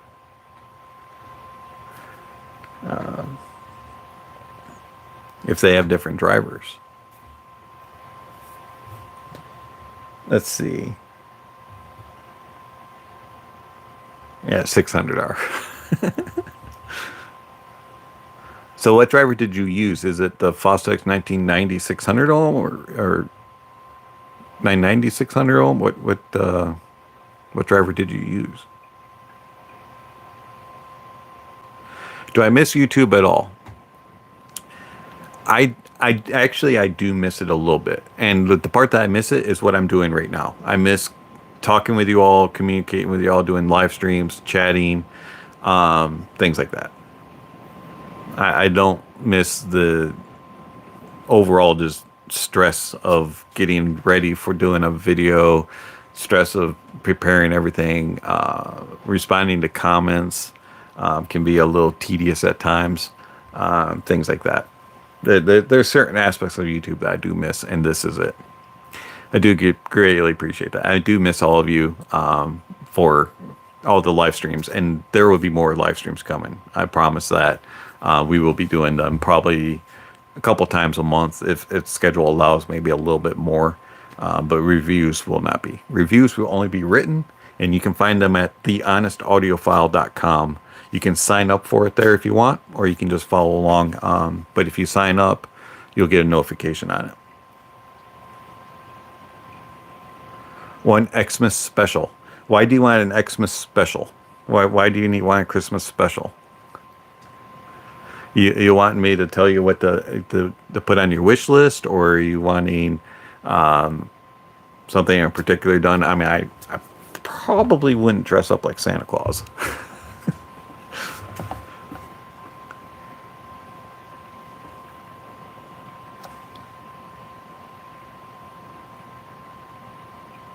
Do I think that the DT 1990 is a great value? I didn't like the 1990. I like the 990. I think the 990 is a great value. The 1990, not so much. Have I bought any headphones recently that I love? Have not. Gotten a couple IEMs though. So the IEM that I absolutely love that I got is the Empire Ears ESR. Tin Hi-Fi T2.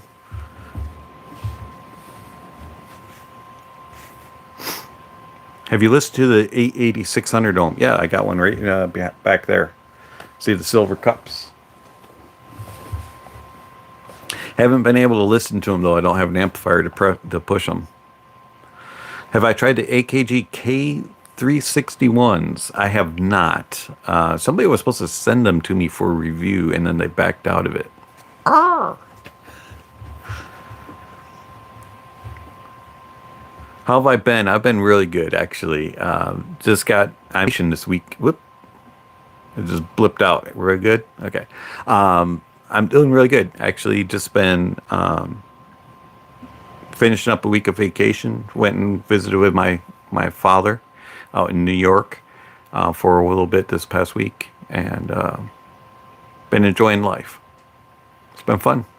Writing reviews is fun. I like writing reviews. TheHonestAudiophile.com. Have you thought about ever getting into speakers? I do have a few speakers. I haven't really been drawn to speakers like I have headphones and IEMs. Part of it is because my wife will not allow speakers in the living room. So I've been kind of stuck with speakers here at the desk. Pascal, catch you later. Have a good one. Thank you for swinging by. 880s versus 990s, I cannot do that review, the comparison, because I don't have an amplifier that's powerful enough to run my 600 ohm 880s right now. Unfortunately, when my SPL went down and I had to get a replacement, my replacement hasn't arrived yet. How's the Empyrean doing? The Empyrean is doing fantastic. Love this thing. Love them very much. Yeah, I agree. Vinyl does sound actually really good. It has a different approach to the presentation than like headphones and IEMs with them versus using either PC or streaming. There's just a more lively aura about it, kind of. It's kind of hard to explain if you don't really experience it. You have to have it on good gear, though. I find that vinyl is very source picky, kind of.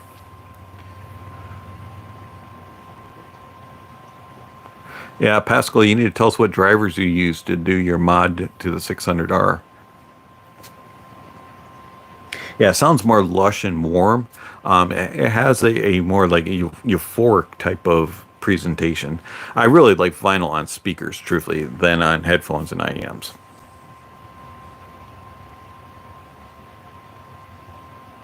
fantastic with the 880. All right, Lori. You have a great night. Yeah, it's they're on the buyer website, he says. Interesting. Okay, everybody keep asking Pascal questions, so he has to keep coming back. He's tried to leave like 3 times now. Vinyls and speakers is way better in my opinion too. Yeah, I think that it's the way that it presents. It has that more lush type of sound, and the soundstage seems to come out better also, and you get more depth and layering in it using speakers than you do on headphones. There's just something about vinyl on speakers. It's just really good, but you have to have a good source. But my household, not really allowed for that. My wife is like soundbar only in the living room, so we have a Klipsch soundbar and a subwoofer. It's a decent setup, but it's, it doesn't compare to it. If I had a good speaker setup. Back here behind me, I don't know if we can see them on camera or not. Maybe if I turn, there you go. Those are the Monoprice MM5Rs. They're a ribbon speaker. Those are my latest ones. I had the Cantu Yumis for a long time. So those are about the only speakers I have.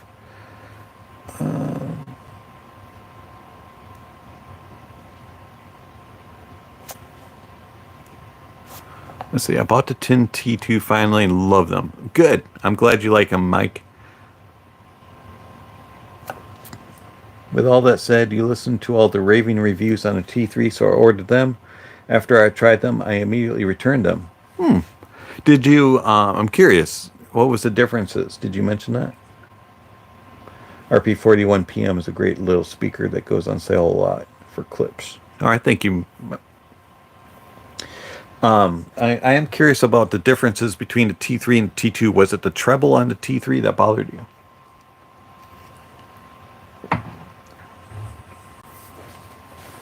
I'm an audio newbie. Nothing wrong with that. Welcome. Purchased Audio Technica ATH MSR7s. Never figured out how to power them. Should I even keep trying or move on to the Sennheiser HD650s? I've never heard the MSR7s. Are they hard to drive? Do you need an amplifier? I'm curious. I don't really know anything about those. 650s are fairly easy to drive. You do have to have a decent amplifier. Vinyls are best for speakers. Vinyls would be annoying for headphones. They can be. Again, as I said, they're very source picky.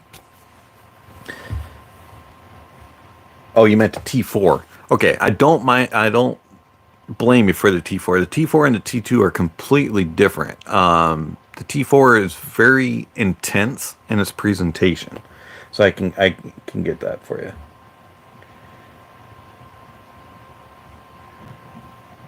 If you could only listen to one song for the rest of your life, what would it be?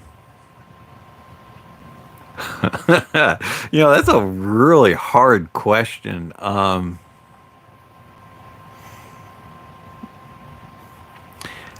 honestly don't know. I don't know. I would think it would be something by David Phelps.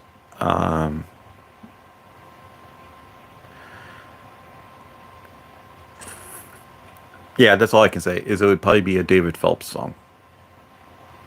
Simple Man, that's a good song. MSR 7s are easy to drive. Okay. So are you plugging them into your PC, or are you using an amp? I'm just curious on that.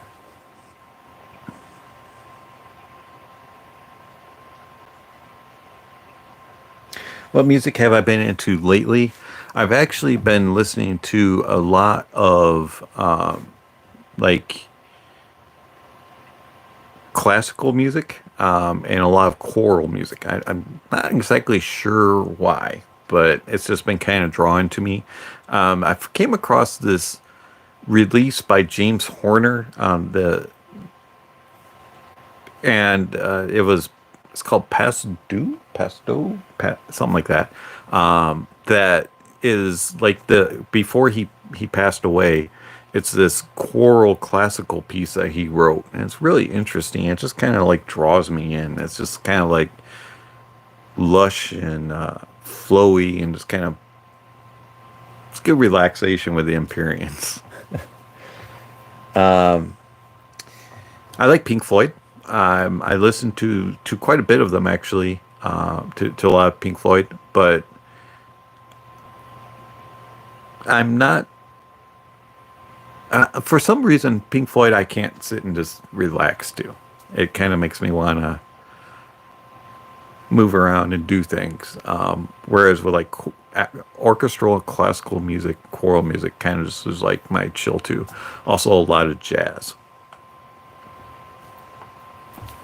I'm into a lot of jazz type of music. If you're curious, in this video, when it goes live, I can try to put a couple of links to some of my playlists on Tidal for you all to be able to browse. Even if you don't use Tidal, you should be able to link it. Click on the link and it'll take you to the playlist so you can at least see the songs, and then you might be able to find the songs on whatever streaming, whatever source you use, whatever streaming program or whatever. So if I remember that, so note to self, Dave, future Dave, put in links to Tidal playlists in the description or in the first note and pin it, one of the two. Just discovered Johnny Lang. Johnny Lang was pretty good. I have a very broad like in music for the most part, but it doesn't venture too much into like heavy metal, pop and dance. It's kind of like everything else in between. It just doesn't really focus on those two. For whatever reason, they just don't really draw to me. My go-to preferences in music would be jazz, classical, 90s, 2000s rock, classic rock, and I also listen to a lot of Christian music like David Phelps and Sandy Patty, things like that. La La Land. Have not seen La La Land, and I'll have to check out the music though. I do like a lot of soundtrack music also. Thoughts on Apple Music Lossless? Now that's interesting. I do not use Apple Music, but the way that they're going, it could be actually good for the streaming world. I'd be curious to see how much, where they take it. If they just go to FLAC, or if they're going to go higher. If they're going to go in DSD, they probably would never go in MQA, but if they go DSD levels, that would be really curious to see. I think it could be really good, especially for people that already have the collection in the Apple library. I'm a Tidal guy. I've been a Tidal guy for years, so I'm pretty well set in their way. Let's see what else. You still have ABBA. Nothing wrong with that. The Anandas are the best sounding headphones I've heard so far and currently own. They are amazing. Just bought the Clear MGs to complement them. Hopefully that was a good pairing. Haven't heard the MG. Very curious about it. I did hear the original Clear, the Clear Pros, and really loved them. So be curious to see if the MG does fix the slight issues of the Pro. Should be a very good pairing with the Ananda. I would think that they would complement each other very well. Listen to new hip hop, visual, key metal, core, heavy metal. Yeah, as you see, we all have different preferences in music. And I think that's just great in the audio world. I think it's crazy how we all can have a love for music, but yet have loves for totally different styles and appreciate it and still come together on the gear and the sources and the headphones and the IEMs. I think it's just awesome. This is amazing. Yeah, David Phelps is the greatest singer that you've ever heard. He has, even if you're not into Christian music, he has some non-secular or non-Christian music. He has some secular music. He has such a vocal range, and he has control all the way throughout. It's just incredible. the amount of power and authority that he has throughout the whole range, and he's just a fantastic singer.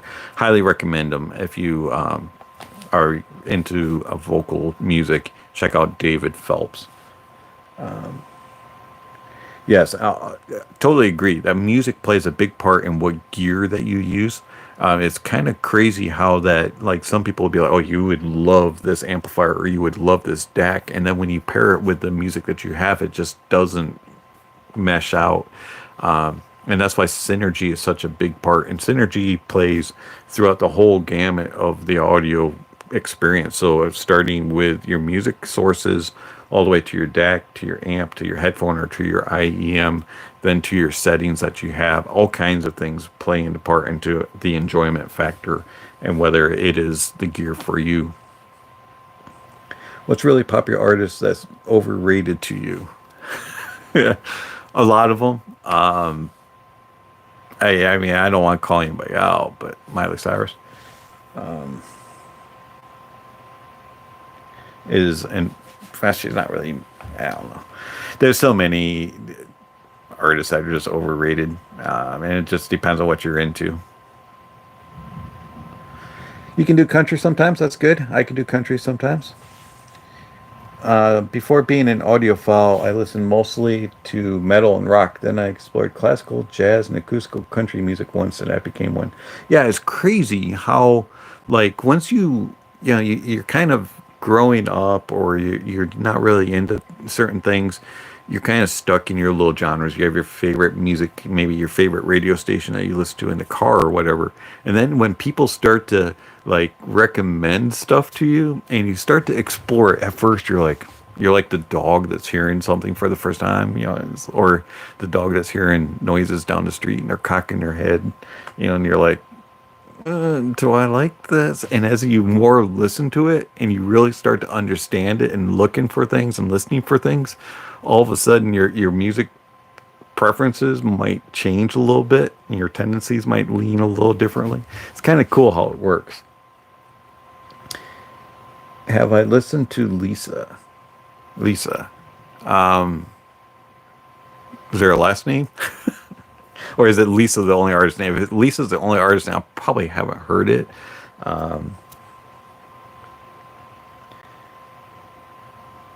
Have you seen Hillsong live? I haven't seen them live in person, but I have watched, like, their DVDs and listened to their music. I enjoy it.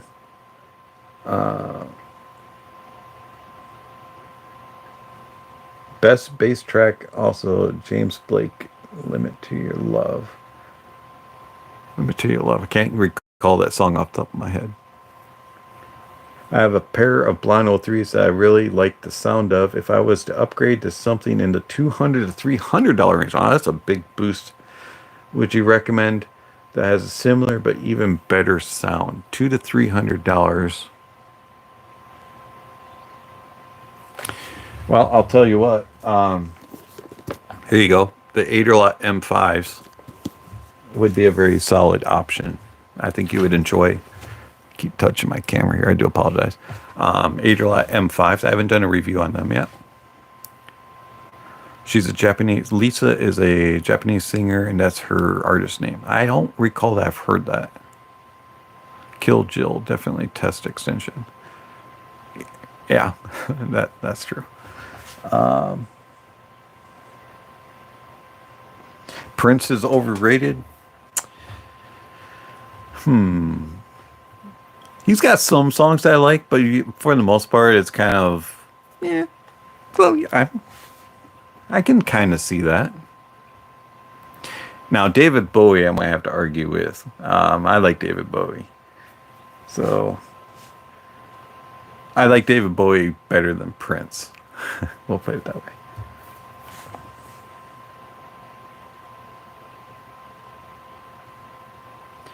As long as you don't say David Phelps, I'm okay. Let's see. Then I really can't think of anybody that truly is just like, yeah. Probably if I was going through my playlist, I'd be like that one, definitely. Oh, I know one. and I will get some hate on. Somebody that's overrated but got absolutely loved is Johnny Cash. I'm sorry, but the guy couldn't sing. Yeah, it's just like, why was he so popular? I'm not a Johnny Cash fan. I really am not.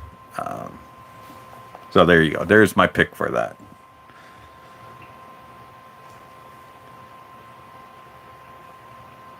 Sony MDR CD900s. Yes, I heard them. I did a review of them. They're actually fantastic. You do have to change the pads, the Yaxi pads. I highly recommend that. It kind of smooths out them a little bit and adds in some body to them. But yeah, I love the Sonys.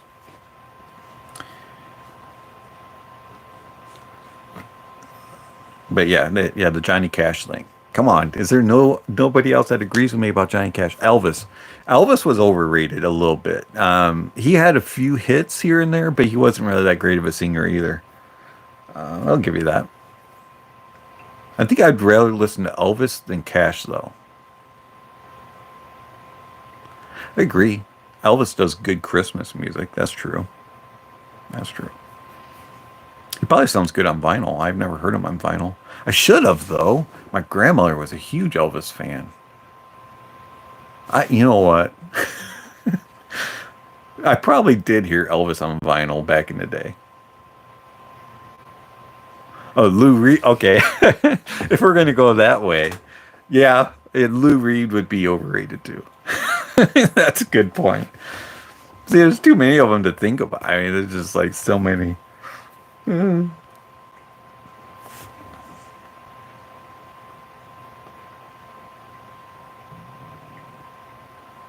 Oh, Josh, I'm sorry. You're an Elvis fan? Oh man. Okay, I gotta stop moving. I'm wiggling my camera around too much. Oh, so underrated. Okay. Lou Reed's the word. I can't think of a Lou Reed song that I actually like now that I think about it. Thanks for bringing that up. I'll have to look them up, see if I have anything in my library. Have I listened to Patricia Barber? Yes, I have. I actually have a couple songs of hers. Interesting style, but I don't mind Patricia Barber on some songs.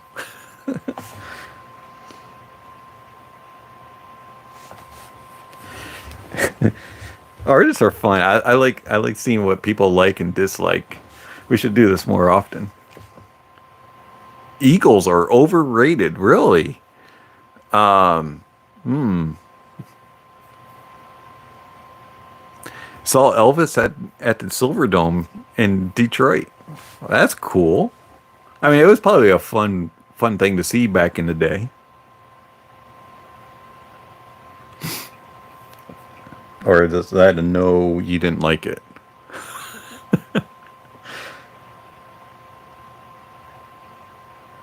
I mean,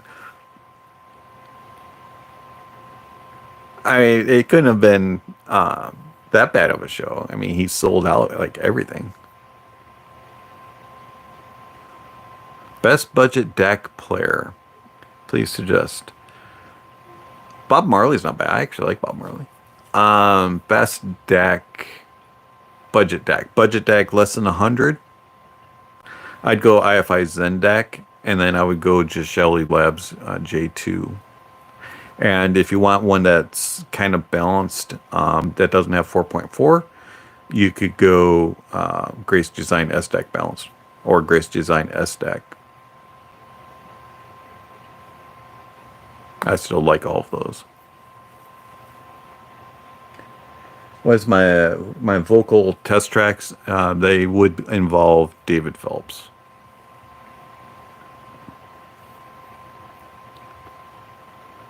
Yeah, that is true about the Eagles. Their originals are not recorded very well. The remasters are definitely better.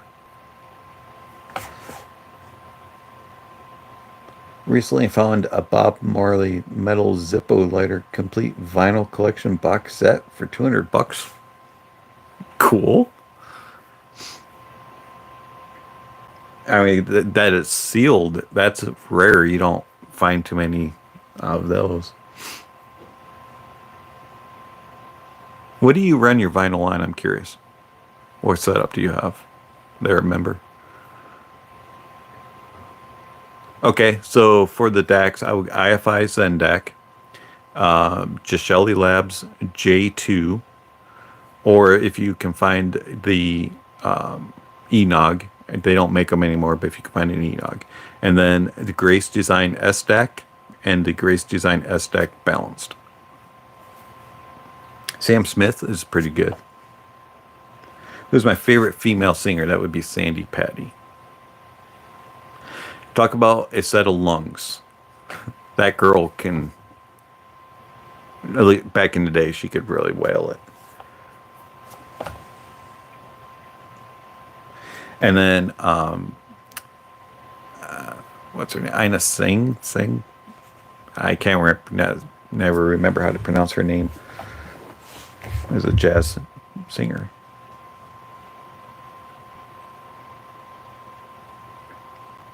Topping E30, I haven't heard. D30, didn't care for. Clips, 41 PMs, and an Audio Technica for the turntable. Nice. Sounds like a very nice setup.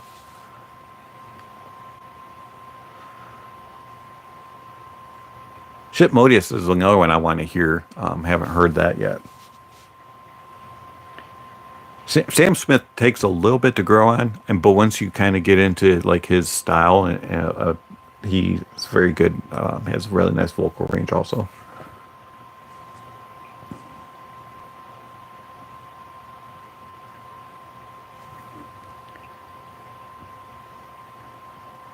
Trying to think of some other artists that are so overrated. Moody Blues. I don't know if I would consider them overrated or if they're just kind of meh. Is there a difference between meh and overrated? Yeah, I mean, all right. One that I do love is Van Morrison.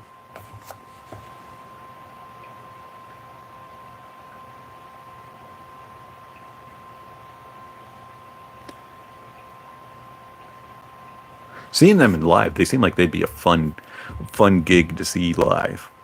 Moody Blues.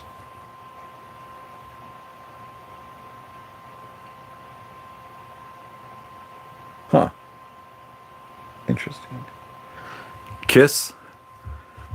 Their older stuff, like the first couple releases were good, and then they kind of went way down. They kind of just fell off for me. They have Kiss has very few songs that I actually really enjoy. Chris Stapleton's got a really nice voice. He's very smooth. Has a decent range on it. I like Chris Stapleton. Zeppelin's kind of like Kisses for me. Like their older stuff was better, and then they kind of just went as they went through the years.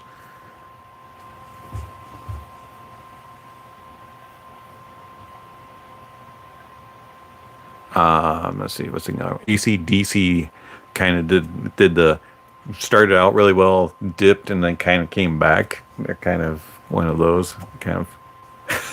I like them. I don't like them. I like them. I like them. Grateful Dead is very interesting for me. I don't love them. I don't hate them. Kiss not the best looking rooster. Wow.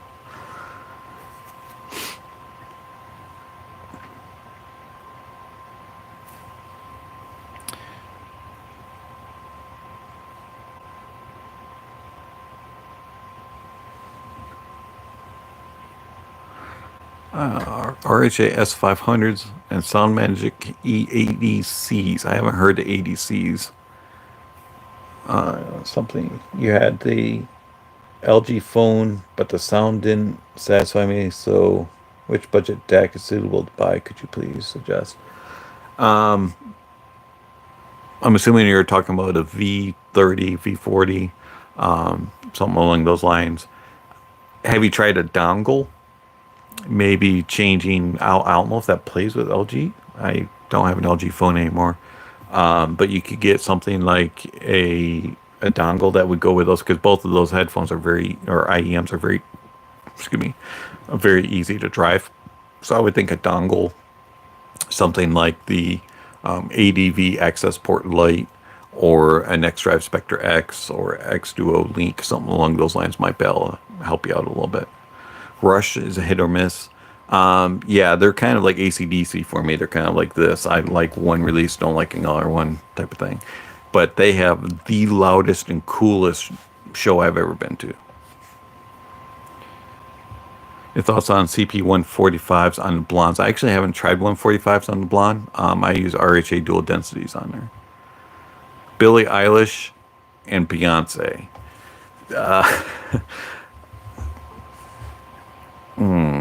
Greta Van Fleet, yes, I would say she's overrated. Billie Eilish is kind of hit or miss for me. And Beyonce, it's all right.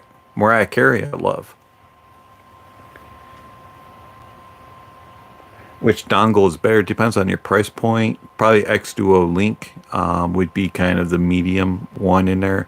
ADV access port Lite. If you have Android, they believe they still have USB-C, but they may only have the iOS version. And then Next Drive Spectre X is triple the cost of the X Duo Link. So I would probably go X Duo Link, the original, not the second one. CP100s on the Blonde, those are pretty good.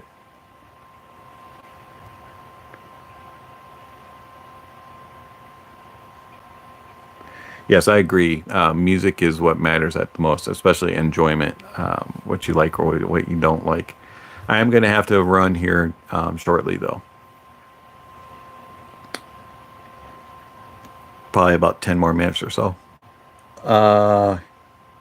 Halsey. I don't recall Halsey. I'm sorry.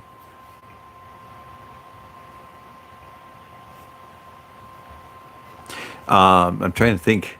So there was another one that just came into mind. Then I got talking about the Blonde. Lost my. Take a drink. Maybe that'll help.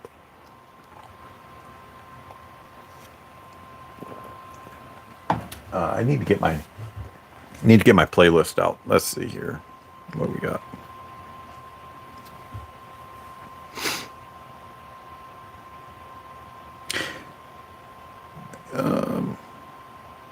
See, we already talked about Elvis Presley.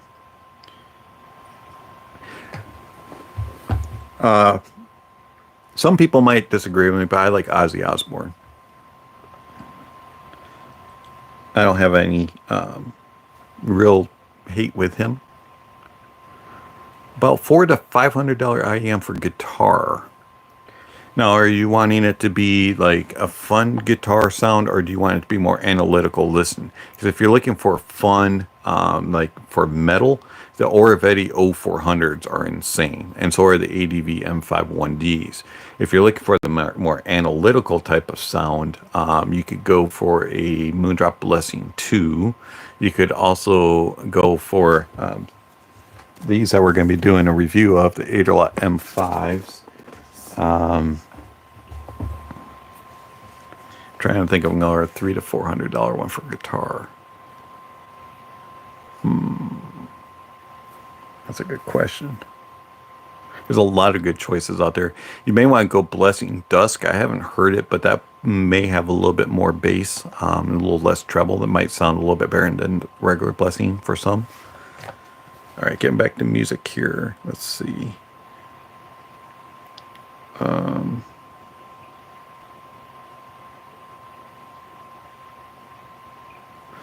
A group that's underrated for me, and this will probably stir the hornet's nest, is Korn. I'm not a Korn fan. To me, all it is just a bunch of gibberish. And it just doesn't flow for me. Let's see.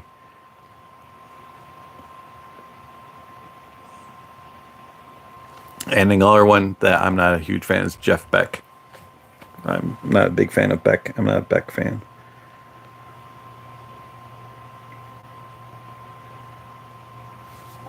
One that's also that I kind of have a love-hate relationship with is The Who. And another one that I'm not a big fan of, that'll probably stir the hornet's nest, is Radiohead.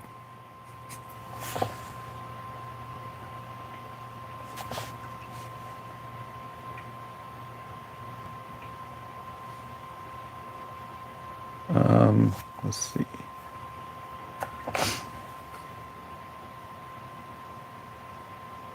A band that is underrated is Megadeth.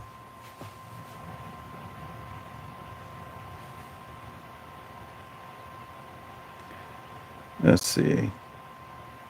Oh, now this is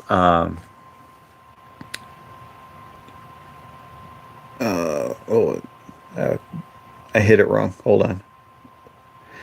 Going country. If we have any country fans in the house, Waylon Jennings was the guy that I really didn't understand why he got so much love. I'm not a Waylon Jennings fan.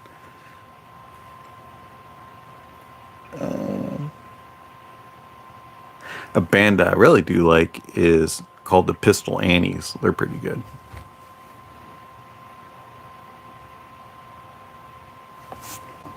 No country people? Come on. Oh, Iron Maiden's good too. Oasis. Oh yeah, I forgot about Oasis. Good call on that one.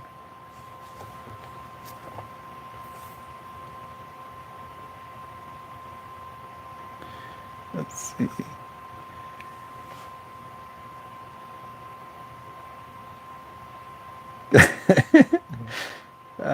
Stir up the hornet's nest together. That's right. Yeah, I have tried Radiohead. I've listened to it, and I've forced myself to go through it. And I'm just like, what is this that I'm listening to? I just don't get it. Oasis. Yeah, no. Oof. No thanks.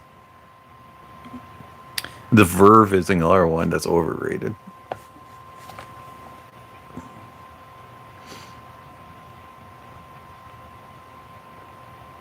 So anyways, it has been fun doing the stream. I am going to have to cut it short here. And so we will just call it quits for the night. I do appreciate everybody joining me and all the fun. Bon Jovi's overrated. Yeah, he almost owned my Buffalo Bills, though. So, but anyways, I do appreciate everybody joining me tonight for the stream. Had fun. We will catch up, and next time I will put another link out in a couple weeks when we're going to do another live stream. Let you all know that. If you have questions that you would like me to answer and that can wait, send me an email and I'll put a list together and we'll answer them during the live stream. Or you can just ask them here when we do another live stream. Or you can, when I put in the notification that we're going to do another live stream, you could put the question down in there and you can get a head start on the stream. But all in all, I do greatly appreciate it. It's been real fun. 2.5 hours of just chilling with you guys, talking about music, overrated and underrated artists, fun stuff. Do greatly appreciate all the questions. You guys are awesome. Have missed being on YouTube. And we'll catch you next time. If I can figure out how to turn this thing off.